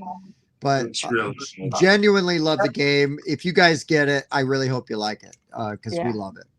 I'll let you know. I mean, the game store that we're going to next weekend, I know they've had this on the shelf for years. Yeah. I've always just kind of glanced over it. I didn't know what it was. So I know they have it. It's like your boy AJ's making a sale. Yeah. There we go. Hell yeah. There you go. Tell him he just got the board game rundown bump. Yeah, that's right. He'll be like, what? What? Our old local in Georgia where we used to live, we're going down there for a flawed event this weekend. And right on. I had plenty of store credit from winning Magic events and just kept it on file. Just said, hold on to this. I'll be back. And it's been years. But ooh, you hear that, Bob? That's a humble brag on winning because of Magic events. Back when they actually used to run like draft and standard, you could actually get like a real game of Magic the Gathering. Yeah. Wow, crazy. Oh man, I got a great story to tell after everybody's number 1 about a Magic the Gathering pro player that Bob and I have experienced. Okay, sure. For a second, because Ken's played on the right. I was like, what did I do? No, you didn't. But honestly, I will say you were the nicest Magic the Gathering pro level player I have ever met. That's because I didn't do so well at the actual pro tour, right? Well, fair. He played on it twice, right? Yeah, 3 times. But I never did so well. No, but that's okay. So we have to do our number 1. Number 1. Yes. Now, okay, so technically our number 1 was Mystic Vale, but that's okay. And it is worth stating one more time. It is our number 1 by like a million miles. Yeah. You know, we're happy to provide other options, but man, we play that game so often and we love it so much. And again, it's such a big, obviously part of our project. Like it cannot be replaced. It's our tier 0. We'll put it off the list, but just unbeatable in our eyes. But we shifted everything. So what was our second place, I guess, is now going to be our first place. And that is since Mike ruined our guest list. No, it's okay. He only ruined it because he put it so far down on his list. Oh, that's true. That's true. Mike, you're a monster. I need to play the physical copy more. Now, ours is going to be a game that I know you have heard of. Everyone's played this game. It is not a question that it is a phenomenally done game, and that's Dune Imperium. Oh, yeah. Dune Imperium deck. I mean, has a deck building element to it. Yeah. But it also has an engine building element. It's a worker placement game. Yeah. My only critique of Dune Imperium is the expansions. I feel like it gets way too muddy when you start adding the expansions, especially if you play with multiple expansions. It's like your strategy gets way too spread out and you can't really focus on one thing. Yeah, sure. But base Dune Imperium, chef's kiss. Very well done. The system of you have so many cards in your hand, which you need to deploy one of them in order to place a worker. And then whatever you hold back is what you get at that reveal phase. Like that dynamic choice and the way that the cards link to different spaces and like the path, like that just turn 1, looking at your 5 cards, or I don't even think it's 5, I forget, but looking at your opening hand and being like, okay, what am I meant to do here? Mm-hmm. I love, I'm perhaps I'm the one you don't want to play deck builders with, but I love looking at every card that's face up. I love looking at every, finding the answer to that puzzle. And this one just offers you so many like little options and little, edges that you can find. And turn after turn, you're doing something like very intentional. And that's not necessarily the easiest thing to find in a deck builder, but I guess it's mostly echoed in this fact that this is like, it's a board game that you build a deck within, right? Like that is not obviously the entire play. Yeah. And I think the part that you were talking about where you have your hand of cards. Yeah. Some of them are used to put your workers on the board. That choice to me is like flawed when you got your hand of cards and you're trying to choose which one you're going to put down as a resource. I was just going to say it feels very flawed, right? Yeah, you're like deciding which of these cards I'm actually going to play the card versus which is going to be a resource for me this turn. It just has that same like thought process to it. Yep. If you haven't noticed, we're big fans of autonomy. It's we just the more choice in the game, the better time I tend to have, and that's. I mean, maybe that's an incredibly like reductive statement. And of course, gamers like to make moves. Cool. But like, I just really love almost to the point of being overwhelmed with the choices, right? I want to just like have a puzzle in front of me, like something really challenging. Yeah. I do like a lot. I do like a good amount of variance in my games, but I think that's because I don't, when we play strategy games, I don't win. So like variance games gives me a chance. Gives you a chance. Hey, that's great. Otherwise, clank, y'all. Yeah, hell yeah. I like the wild card option. I am with you, Kathy. I like the wild card option. I like some luck. I like the flexibility there. We played Dune Imperium like 8 times before I finally won. And then when I finally won, I was like, it is possible. It is possible. I have not played Stonewall Uprising, but I've heard great things. I did not realize that was a deck building game. So I'll have to check that out. But that's great. I love also to that comment. I love games that capture historical events, right? Like things that happened, because it gives you opportunities to kind of learn, sort of about those things.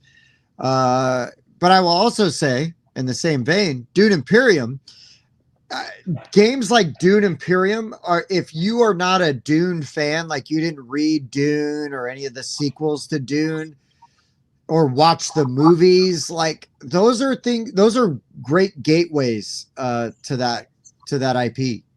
So like me as an old nerd, right? I've seen the David Lynch Dune, I've seen the new Dunes in the theaters, really liked them, blah, blah, blah. Mike did not like Dune as much. It took me 3 watches to finish it. But Mike likes Dune Imperium. And then I loved it. Dune 2 is like kind of on like our like top 10 all movies list. Dune 2 was, I left the theater just like, immediately play it again. The Dune board game, though, I think if you have seen the film or you have read the books, it does a really good job.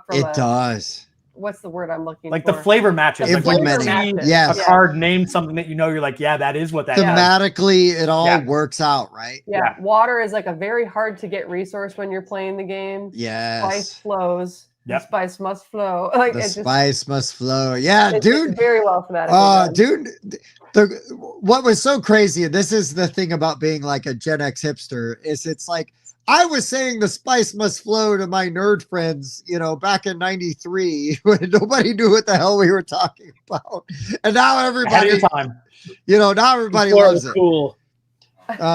But yeah, the Dune Imperium does a really great job of sort of implementing the theme and the vibe.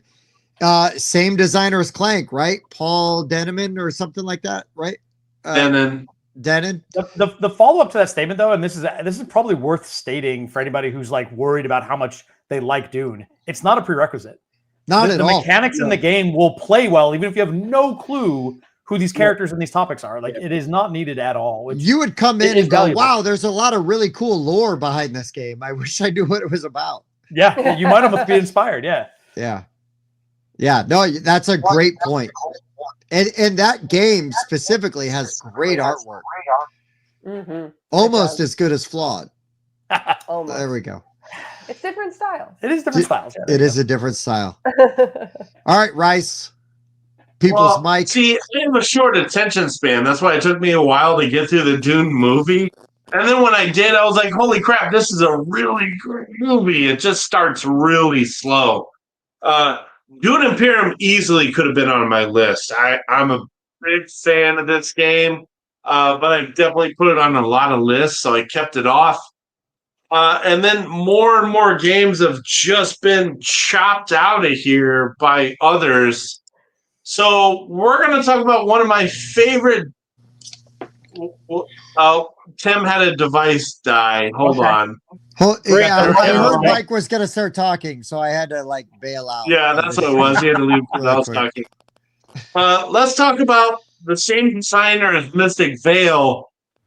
And so many choices already picked out of this list. I'm going to talk about a deck building game. It uses dice. And it's Cubitos. It's not a deck building game. No, but I've already had so many choices chewed up. All my honorable mentions are gone. So Cubitos is going to be my number one. It's my favorite game that has been talked about tonight. I'll just say that.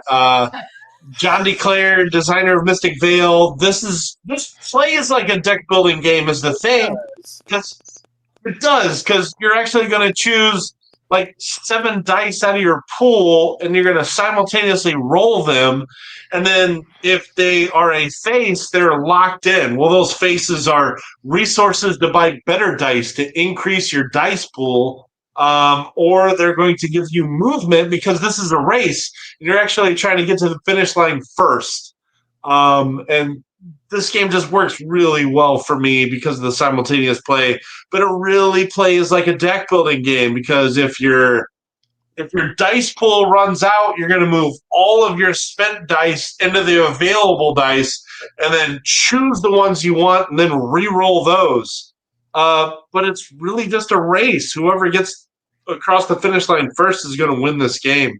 But the interesting thing is that it's also push your luck. If you already have 3 active dice that have faces available locked in, and you re-roll and they're all blanks, which all dice have in this game, you've busted, and you don't get to use any of your dice. So again, it's got that Mystic Vale element where you are pushing your luck and trying to get as many resources as you can. But when you bust, it's not all that bad because you move up this little track. And the further you move up that track, the higher your dice pool gets. So the more dice you actually get to roll each turn. Yeah, this one's a little bit of a stretch. Wait, but again, it's a little bit of a stretch. Well, here's what I would say. All of my honorable mentions have been mentioned, except for one. Except for one, and I don't want to put it in my top 5. This game is way better. I agree with both Mike and Tim. It plays like a deck builder, but it's not a deck builder. Nope. Now, if those dice went into a bag and you had to draw them blind, that would be more of a deck builder. The fact that you get to choose which dice, it's like a deck builder where you're like, which cards do I want? I want that card and that card. That'd be nice. Doesn't quite work that way. Nope. You're still rolling them, and you don't know what face is going to come up. I love how he's strapped in and he's just hard defending his number 1 deck builder that he played. This is his game, y'all. Let him stand pat. Champion for this game for years. I love this game. Mike, you have the same amount of odds of this being counted as a deck builder as the Pacers do going to the playoffs next year. Pacers with all the injuries. They're going to make the playoffs, Tim. I'll take that bet. Well, they'll make the playoffs because the NBA lets everybody in the playoffs. The NBA playoffs are bullshit. Anyway, that pick is terrible, Mike. Let me give you a much better one. Let me give you a better one. Listen, that's a great game. You already picked 5 games. That's a great game, but it does not qualify for this list. It does fall into the deck, bag, and pool building. Hold on. That's not what listen, you're going by BGG. I'm going off of what the thumbnail, which Mike made, right? Mike made that thumbnail. This is real deal. It said deck building games, right? Huh. right? Yeah. So let me give Mike. He did. But It's just so Mike's stretch is like, oh, it's designed by a guy that makes deck builders that I love. Well, so I'm going to put this game on my list. Tim. All right, I wasn't supposed to tell you. Mike's been doing yoga lately. He's really stretching to get that in there. Okay, Mike, here, let me give you an honorary number one that's really going to help you. And Bob will love this because this will segue into our Magic Pro Player story. So what Mike's number one should have been is DC deck building from Cryptozoic. DC deck building is a ton of fun. I absolutely love this game. Bob enjoys this game, but not to the level I do. It's fine, but it's got issues. It's got issues. That's fine. It's like the OG. It is. It is. Sure. Yeah. Okay. So here's a really fun story is Bob and I used to go to this convention in St. Louis called Geek Way to the West. And they would have competitive DC deck building tournaments. Yours truly is really good at those. Bob and I both, I came in second one year to this dude that looked just like Weird Al. That dude beat Bob to play me in the championship. Then we find out that that guy was a pro level Magic player, like flew to Hawaii to play in a tournament. Like, some shenanigans. Yeah, like he did a bunch of stuff.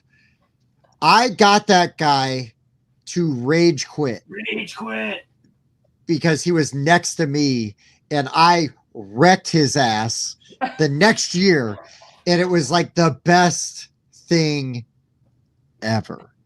I still came in second because I helped somebody else win, but I took that dude down.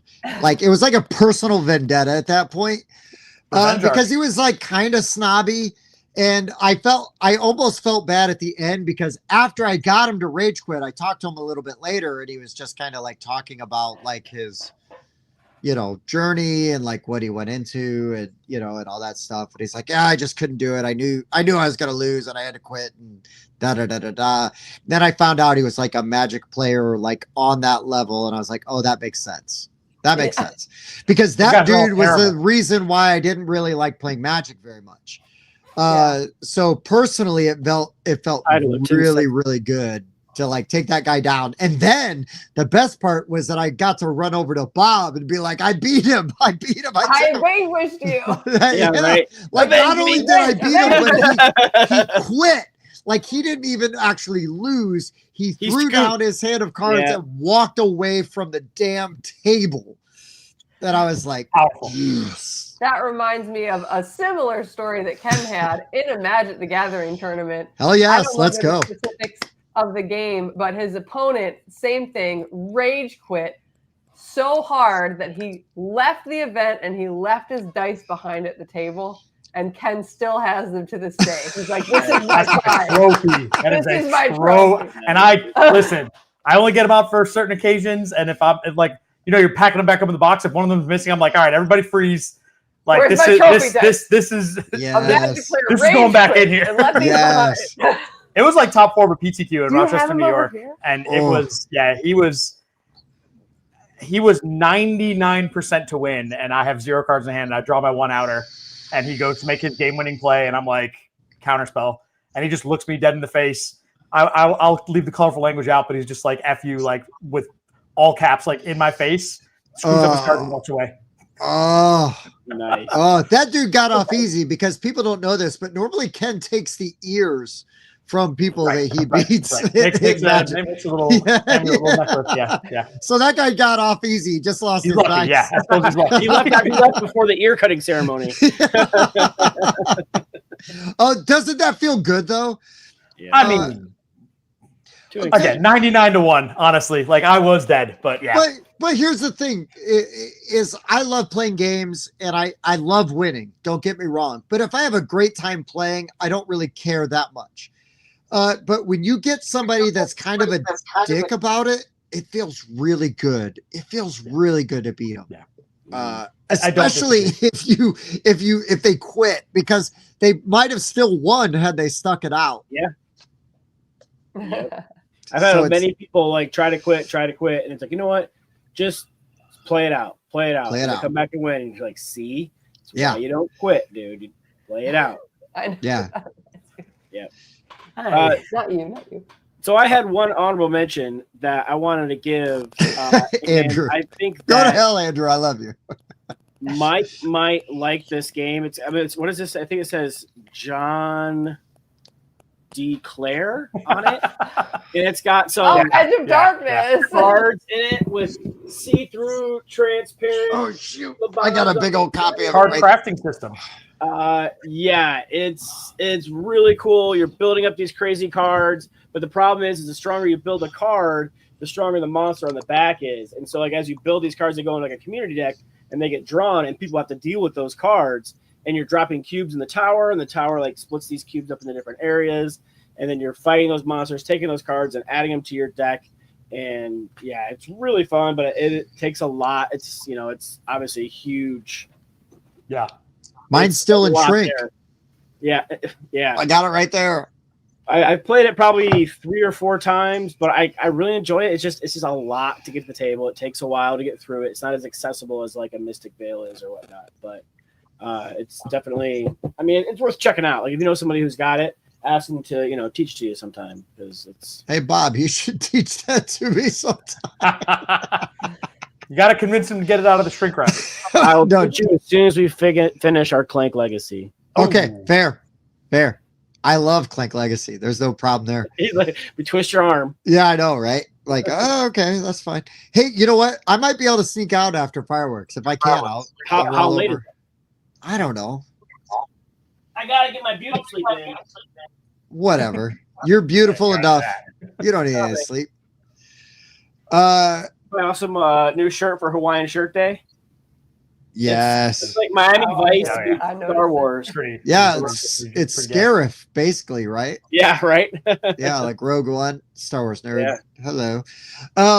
It was Let's scary. real quick, just if anybody's on the rewatch and we're doing a has recap. popped in and out, just Sure. Bob, go through your 5-1. I'll do my 5-1. We'll Yep. have Ken do and Kathy do theirs, and then Mike can do his with. You probably should pick a different number one that actually counts. So, all right. Now's your chance to fix Really it. hung up on this. All right. So hold on, Ken. You got to know something about me. Like, am I family? Okay. So if I don't pick on you, there's a problem. Yeah, That's how I my probably family don't like goes. I like anytime I have taken either like a girlfriend or like my wife. I got one of those too. Oh shit. Oh no. I always tell her, like, look, if they start messing with you after an hour, like you're good. If they're really polite the whole time, we've got problems. Like Yeah, we're talking because shit behind your back. they don't like you. Yeah. So yeah, I only pick because I love. I So tell my Mike- nose the same thing. Mike, your number one Aw. sucks. Hoop, 5-1. What do you got? 5-1. Here we go. Number 5, Monumental. Number 4, Tyrants of the Underdark. Number 3, Last Command. Number 2, After Us. And number 1, Slay the Spire. Bob, that's a really well done list. I really like that list. Yeah. Bravo. That's pretty good. You do have one out of order there, but otherwise pretty good. Yeah. Okay, so my number 5 is Terrors of London. My number 4 is Taverns of Tiefenthal. My number 3 is Last Command. My number 2 is Shadows, Heroes, and Monsters. And my number 1 is Tyrants of the Underdark. So ours number 5 is Star Wars deck building game. Hell yes. Raise your hand. Raise Raise your your hand. hand. Number 4 was Dust to Dust. I got to play it now. Yeah. Number 3 was Challengers. I don't have it written Great down. game. Number 2 was, what was number 2? Oh, Clank. Duh. Of course. Hell Duh. yes. Clank. Great / game. Clank in Space. Slash clank everything. Yep. Number 1 was Dune Imperium, and S tier above the rest is Mystic Veil. I got to throw that in there. Hell yeah. No, own it. Before Absolutely. Mike goes, I have to say goodnight and thank you because I have to go to work in the morning. But Bye. Ken's gonna Thank stay you on. so much for being here. Yeah, you stayed way later than you said you would. We appreciate Yes, it. thank you. Yeah. She toughed it out, y'all. She Y'all toughed Good it to out. see you. Good. We'll see you later. See ya. All right, Rice. usually a good sign when somebody stays later than they wanted. So Yeah, that's usually a good sign, right? They're having a good time, hopefully. all right, my number 5 is Button Kingdom. Stay tuned for that Kickstarter. Mystic Vale was my 4 because I need to play a IRL game more often and only have played Steam. Shards of Infinity is my number 3. Like Legacy, my number 2, and the dice building game that feels like a deck building game from John DeClaire. Cubitos is my number 1. Oh shoot, that's awesome. But like all of my honorable mentions got picked off. Do you want to talk about those real quick? I mean, I don't have a ton of honorable mentions because I knew they'd get mentioned. But if you guys got any others, yeah, I mean, what? I only have one because the rest got picked off. I'll talk about Moonrakers. I just like how you're building a deck that allows you to complete quests with teammates. And so teammates are like, you're trying to cooperatively complete a quest. And so your deck is outfitting a ship that may provide a resource that helps on certain quests better than others.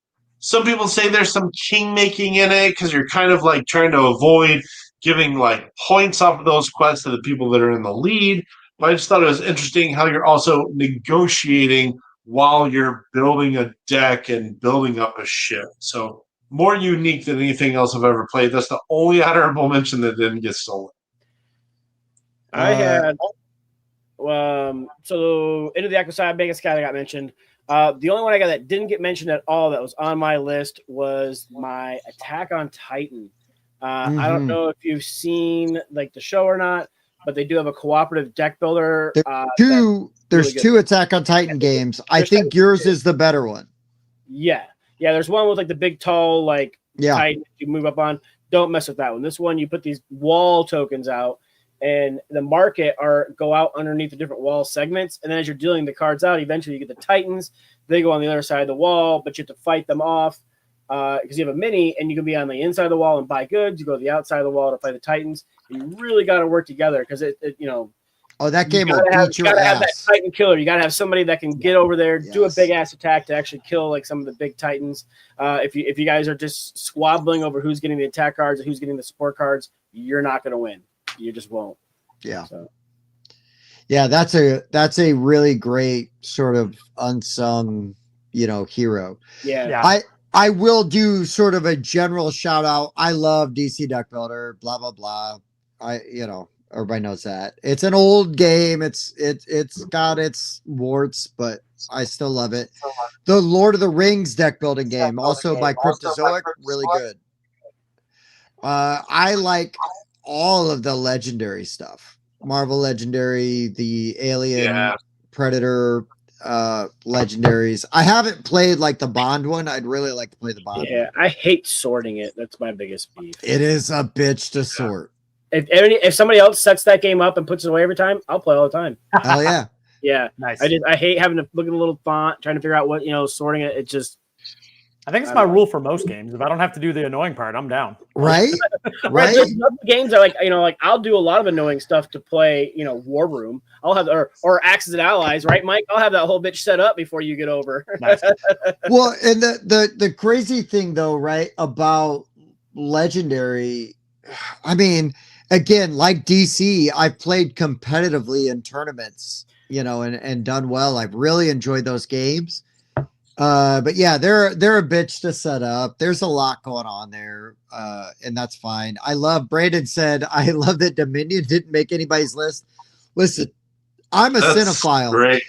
Dominion is like Citizen Kane. It is it is a classic, but it is also essentially homework at this point because Dominion has happened. It's Steinbeck. It's like, well, because that's there, everybody now is built upon the foundation, and there's just more fun versions of that to play for me. So yeah, and I really will Legendary. Look, I'm in for whatever Legendary does. I want to see how it works. Yeah. Brandon said Dominion walked so every other deck builder could run. For sure. Arctic Scavengers is also a good deck building game. There's a lot of good ones. Ken, do you have any other honorable mentions for deck builders? We had one that we were like waffling whether or not we would put it on. Then we would have probably put it kind of high, but we mostly assumed it would get talked about at some point, honorable mention or whatever. We do play a lot of Star Realms. Oh hell yeah, Star Realms is great. The vein of like Dominion, where it's like, hey, this game exists, but there are like enough expansions, and the re-release is like significantly different than the original version. We have both. Like we play a lot of Star Realms, and I do kind of like Star Realms at like 4 players, whereas a lot of deck builders I'm fine at 2. Sure. I feel like Star Realms has a little bit of like worthwhile politicking once you get a little bit deeper and people are putting out different bases and they've got different abilities, and you can, that guy, a particular player just bought like an 8-cost card and that they're in the lead, and like it's almost like healthy-ish king making in the sense that you've got to table talk it. So it's definitely scratches a particular itch. Like I said, we definitely were considering putting it on the list, but it was like, man, this one's like really big and really main and really obvious. Not that, I mean, our list I feel like was pretty basic to begin with, but no, your list was great. Very few hipster picks, if you will. But we enjoy Star Realms a lot. Like we bust it out all the time. We got a group of guys that play Flawed all the time, and like if we're looking for something to do in the downtime, queue up a 4-player, Star Realms. That's a great way to end a night. Like we're always happy to pull it out. I play the Star Realms app every day. There you go. So yeah, I get it. I really do. It's solid. It's so good. It's easy. It's easy. It's really snappy. And it's also like, for the sake of like comparing it to other deck builders, like most of the stuff we had on the list today, like the vast majority of them aren't punch your opponent until they're dead, right? Like a lot of deck builders don't have that access. So there's something that, even though it is just pretty basic, there's not a lot of different mechanics, there's not a lot going on, it still does have, unique's the wrong word, but there's something there, right? It definitely scratches a particular itch. So Ken, that reminds me, why were you so crazy that you made a TCG and not just a deck builder? Because you could have made a deck builder and been out, right? Like here it is, here are the cards, here's the set, and you're done. But you're a maniac and made a TCG. So I get this question a lot, and I usually get it from like kind of a negative space where people are like, "Hey, aside from trying to take money from everybody, why did you make a TCG?" Oh well, fuck Which that. Is like no, it's such an ugly way to like. Why are you bringing that here? It is because again, we've formatted our entire product to try to be as minimalistic as far as like investment as you possibly could, but still also get excited about opening a booster pack and getting a sweet card that you've never seen before. Yeah, right? Hell yeah. So that's a genuine experience that we wanted to maintain. But the second and bigger point, I guess, is draft. I love draft. Limited is the best way to play any game. And if you don't make booster packs, you're pushing yourself into cube world, which it exists and it's a thing, but like it's not the same. Like, well, I played DC deck building cubes. I get that. Yeah. I do. So like if I wanted to be able to draft my game, which we do almost every weekend, we did it last weekend. We open up packs constantly. Yeah. It is my favorite way to play. And we even took it one step further, because like with the essences, you have the ability to like draft cardboard cards and then use the basic like infinity essences, which are the most dull ones. That would be most similar to a Magic draft, where you're essentially just adding basic lands to a deck of cards. Or you can say, hey, every player shows up, draft your 4 packs of cardboard cards, and then add from your 1 essence kit. You can legally play whatever's in your 1 kit. You bring your kit, I bring mine. But then you can take it one step further and be like, okay, let's draft 4 packs, and then let's take an essence kit. Let's shuffle that up, make cube packs out of that. Oh, hell yeah. Like a double draft. You can do so much with our draft system, the way that we play it. And it's always amazing. It's always tons of fun. The games are super grindy and super like competitive, because there's so much edge when you're doing your essences in a limited environment, because it's like, man, I know their deck isn't going to be like fine-tuned with answers. If I do something that's off the wall a little bit here, that's going to have a big reaction in the game. There's going to be a lot going to happen because of that. So it's tons of fun. And that's the biggest answer is I didn't want to step all the way out of the TCG space, because it's what I love, and draft is a big part of that. Well, I can tell you, as somebody that does enjoy playing Magic, and I love playing games with Bob, even though I won't admit that publicly, is that like if I was going to be even remotely competitive with him, like in Magic, it would have to be a draft. Sure. Right. And so to have a game that lends itself to that format, awesome. Yeah. I'll also say I remember I'm pretty sure I'm remembering this correctly, but when I first played Flawed, I'm pretty sure I played it with Cathy, and I was like taking some time to build up, and I was like getting kind of in a good way. I was getting beat down, like, oh no, like, am I even going to be competitive in this?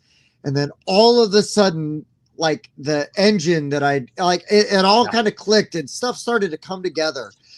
And then I was able to come back, and I don't think I won the game, but I definitely made it competitive. Right. Right. And so the other thing that I hate about some games is when the guy who plays it all the time is just 99% of the time going to win versus somebody that's just trying stuff. I really love flexibility in games. There's a lot of flexibility, and it's really tough to beat the like absolute ends of that bell curve, right? Like the guy that is just like, the he's hyper grinder out, tournament right? player. Yeah, you're gonna have a couple of those. Fine. Let's set those aside as outliers.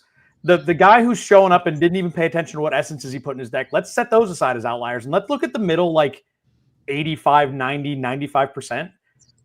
Anybody in that space is having good games with anybody else. Yeah. And it's a lot of it is because of the essences.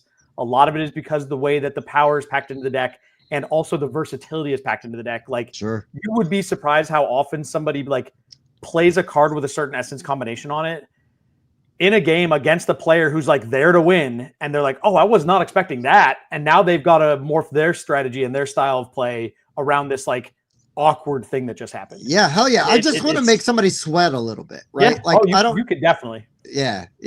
I don't need to beat them. I mean, if they're being a dick, I really do. But if we got to make them concede and run off. Yeah, but if they're cool, like, I just want to make them sweat a little, like, oh, okay, they're a little worried for a minute.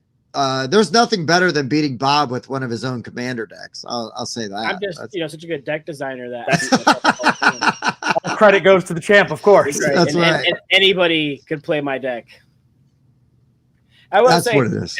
Tim's a fan of flexibility in games, just not in lists of deck building games. Oh, what? Or dice games. Hold on. Listen, there's some flexibility in there, right? Because Taverns of Tiefenthal does a bunch of things other than deck building. But it does deck building. Right. So where's the deck building in Cubitos? It's a deck of dice. Hold on, I'm waiting. It's a deck of dice. What?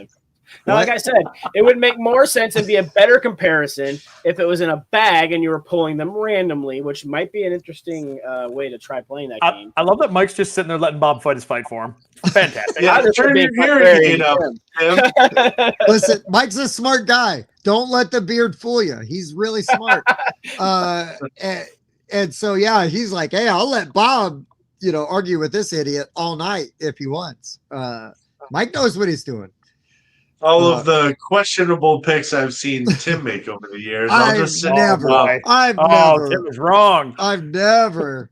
I mean, never made a single. The ticker says Tim is. That's wrong. a wrap. You can't fight with that. Yeah. Nope. Listen. I'll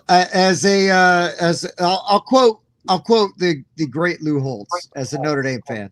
They hate us because they ain't us. That's all. That's all. Yeah, that was Lou Holtz. Yeah, I thought sure. that was what is that? The interview or whatever. They hate us because they ain't us. That was Kim Jong Un.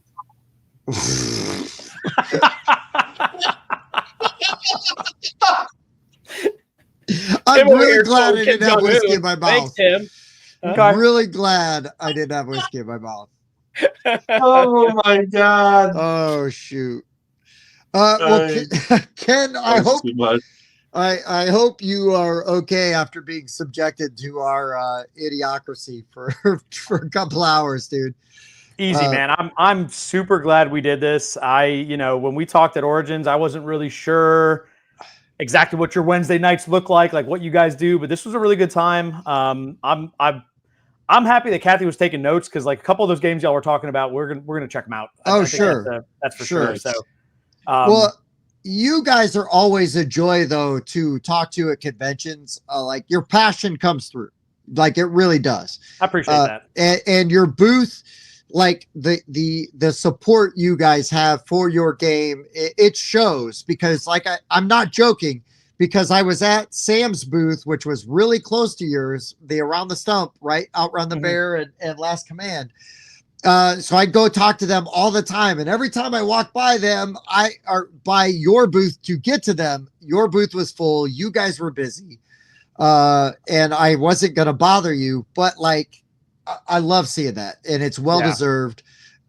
You've got a great following. So people, if you are looking at a TCG, you want sort of that Mystic Veil, but more. Yeah. Check out Flawed. It's the price point. The price of entry is not bad at all, and it's not like Magic or other TCGs where the person who spends the most money has the best deck. That is not the case. Yeah. It really rewards people for getting in and crafting interesting decks and trying stuff out. And we see it time and time again. We talked about it earlier, but the fact that a guy came to our biggest tournament in Ohio and showed up with literally a stack of commons and one cash prize, an exclusive trophy card, he showed up and did the thing from the bottom. And that is, I'm not going to say that that's your results may vary. He could just be a legend. He could just be an amazing player and sure had the angles, but he did it. And, if you're passionate about it and you make smart choices and you put your essences in your deck intelligently, anybody can win games. And I think that's a really fresh take. I think that when you look at the state of some other games, that is just not the case. I don't know. I go crazy when I open a pack of Star Wars and I just see 13 unplayable cards in a row. I'm I'm not going to put a single one of these in my deck. What am I looking at here? Yeah. Well, and I challenge anyone to take a Magic tournament and go, oh, I'm just going to use commons and uncommons and legitimately be competitive. Right. Against somebody who has access to everything. It's night and day in basically every other game. I'm not saying that there isn't still a gap. I believe that there is. I mean, this is why he was top 4, not first place. I think that did play a small part in it. I think he got outclassed a little bit at the end, but he made a deep run with I do think though, right, it's a TCG, and to be honest and fair about it, there is the collecting aspect, right? So it should reward those people that invest and take the time to try to cultivate those decks, but it shouldn't punish the people that want to just get into it and test it out either. Right. And I think that's one of the things I try to present at a lot of the conventions where I think the gap between the bottom and the top is about as tight as you can realistically make it and still have a collection of cards, still open booster packs, still draft, still get excited about, hey, I won these prize packs. I'm going to open them and see what's in them. That whole sort of cultural side of it being preserved.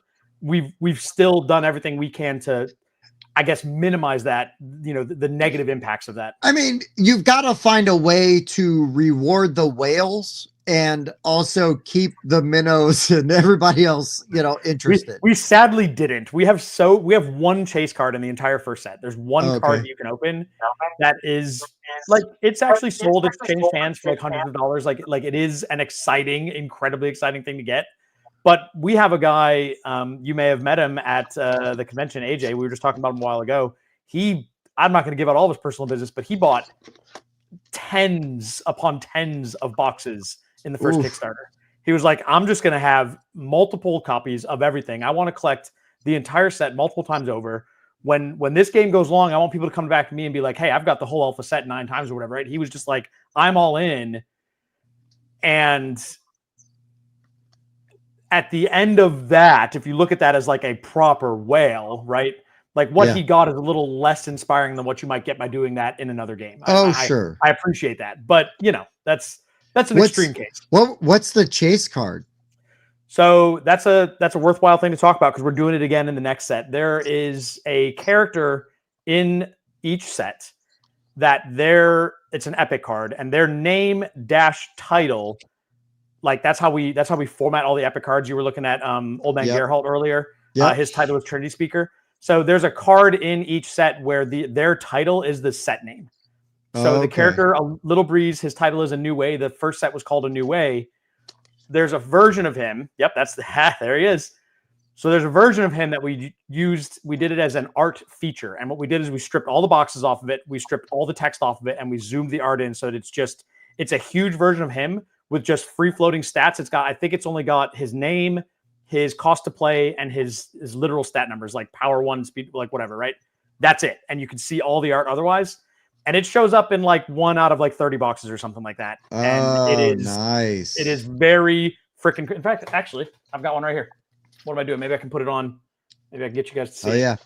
Yep, yeah. There you go. Highlight that bad boy. Yeah. Mike, make that big. Yeah. Yeah, so that's nicer than mine. You can tell how it's fully featuring the art. I mean, this is the minimal amount of information you can put on the card, basically.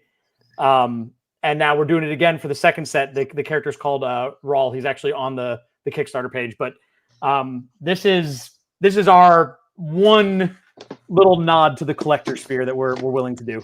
Well, I really do think that there's a way to balance that. I don't have that answer, but like what is the way? But I think you need to reward the people that want to, get that stuff. And yeah. You say reward the people that spend a lot. We got a local player here that just opened his third or fourth box, and he's opened 2 of that card. Oh shit. Wow. It's insane. It's like, it is a statistical impossibility. Like, he opened the second one and he was just like running around, like laughing, and everybody was just like, I can't believe you have 2 of those, just like losing their minds. Oh my God. Well, that's awesome. I love it. Ken, we need to have you back on sometime, man, and do this again. I really appreciate you not only taking the time for us at conventions, but coming on that's easy. With us and everything. Are you guys going to be at Gen Con? So we were talking about it. Like, I think you and I talked briefly when we were at Origins. We were talking about going as gamers, right? As gamers, yeah. As gamers, we were talking about going. Long story short, Cathy's job, very demanding. That's a top priority, obviously, and everything that we decide to do with our vacation time, if you will. Sure. And because of what the rest of our year is looking like, there's just no way we can make it this year. That's but we fair. are like, we're slapping the gauntlet down and like challenging ourselves to make 2026 happen again, probably as gamers, but like we desperately want to do it. We really do want to show up. So, in due time. No, that's fair. That's fair. So what as we wrap up and wind down, what other conventions are you going to be at as Flawed this year? Where can people find you? We're locked for like a little thing in Georgia at our old locals. We're going down next weekend for like they just moved to a new store. They were like a big, backer for the original Kickstarter and stuff. So we're going down there to kind of run a little local thing. We're in talks trying to get the application and everything through for a big gaming convention. Like it's almost like a pop culture and gaming thing in Atlanta in December. But we don't have that locked yet, so that's just like stay tuned. Okay, fair. And then there's another one in our neck of the woods, kind of in North Carolina. That's a God. What is their publication called? Their little group. I can't think what it's called. I'd have to let you know, but we do have, for the sake of argument, on that link tree that we've been posting and everything, our official website has an events tab, and whenever we got something coming up, it's always there. So, perfect. That's great. We've got a couple that we're like ironing out still, but we don't have anything else scheduled right this minute except for the little get together in Georgia. All right. Well, everybody needs to follow that link tree so you know where you can see Flawed. Also, right now, though, you could get it on Kickstarter. It's there. And you're probably going to get it by the end of the year. Super excited for this set. Holy cow. Yeah, hell there yeah. He is. That's Rawl right there with the sword and the little blue hologram.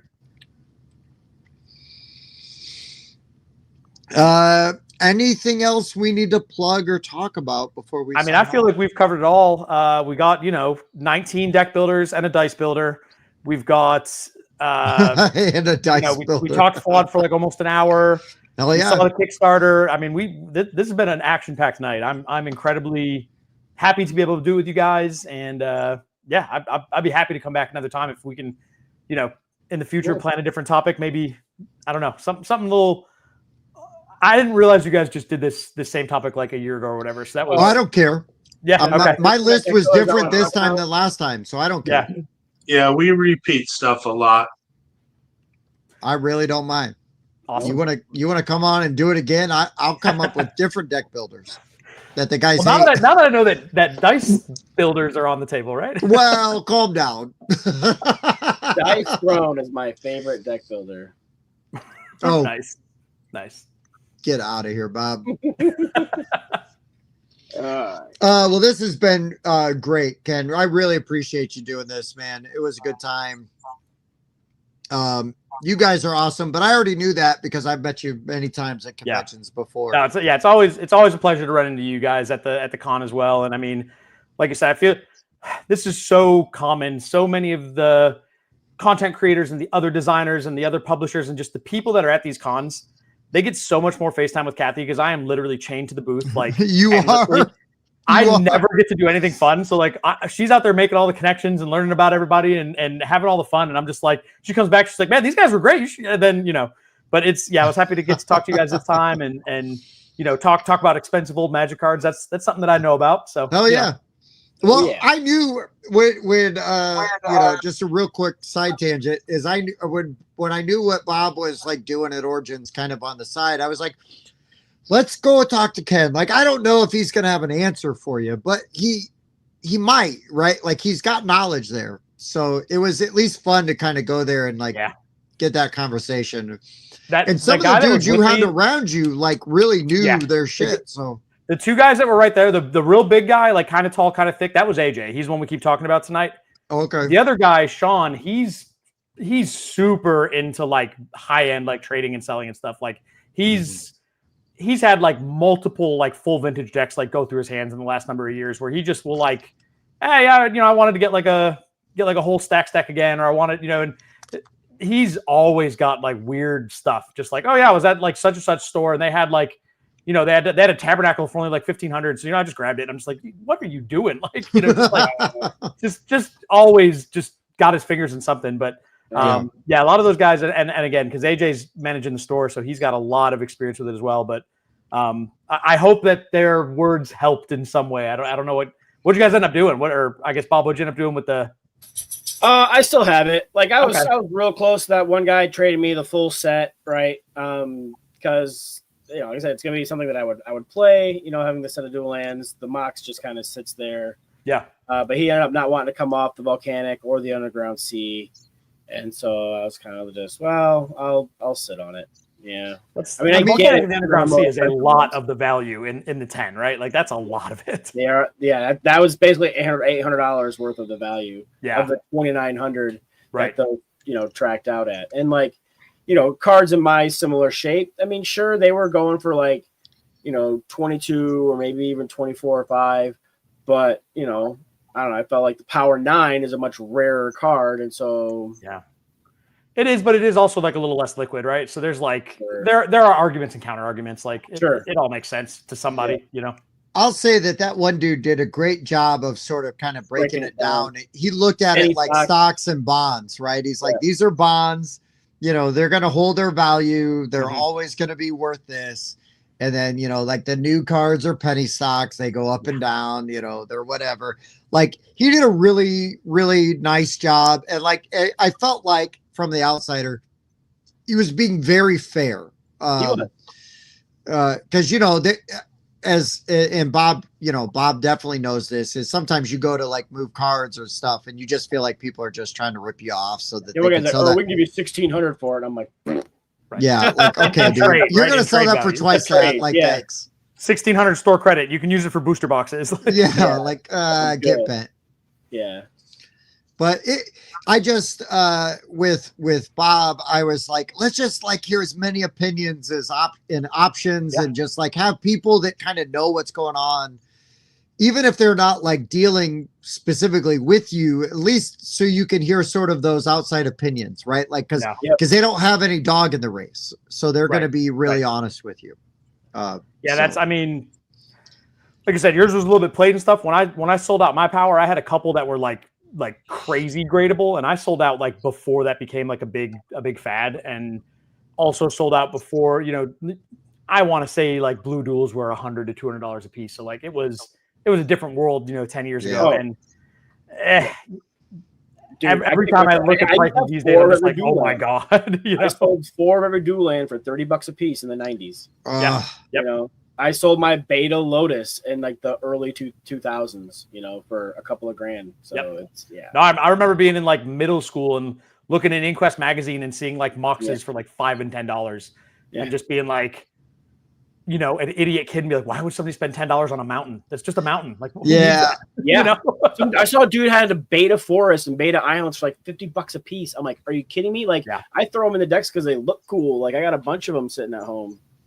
If only we all knew, right? It makes me so upset because I remember buying cards at like 93 and just treating them like shit.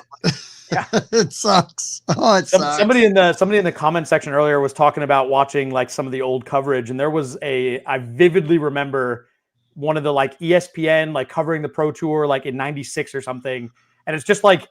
It's like John Finkel like sat outside some convention hall, like with his cards on the concrete, with his cards like spread out like on the concrete. I'm just like, what is this? Like, and then it flips to the gameplay, and he's just like riffle shuffling, sleeveless black border duels. I'm just like, okay, like so crazy, man. Yeah, that was at ESPN 8, the Ocho. Right after midget tossing. Had to be. Yeah. Oh shit. All right. Well, let's wrap this bad boy up. Ken, thank you again, man. I really appreciate it. Thanks for having us. We had a good time.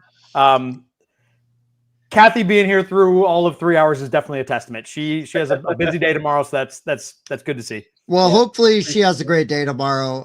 It's always nice to see her, but it's great to hang out with you too, man. And I appreciate your candor, your insight. I love getting to ask questions, you know, about sort of like your process and the ideas and everything. So I really appreciate all that. Mike, I appreciate your beard and your 4 out of your 5 picks. I think we're pretty great. Expertly done. And you had a pretty good whiskey choice tonight. So great job. Oh, wow. Hoop, great shirt. And obviously you had some great picks tonight. Oh yeah. They were all bangers. They're all bangers. But anyways, guys, thank you so much. And we will see you next week for the board game rundown. I've been Tim. Bob. Mike. Yes. Over here. Ken. There he is. I found it. All right, guys. Thank you so much. We'll see you guys. Good next job, time. Stonemeyer. A 7.3 repeating. Heating.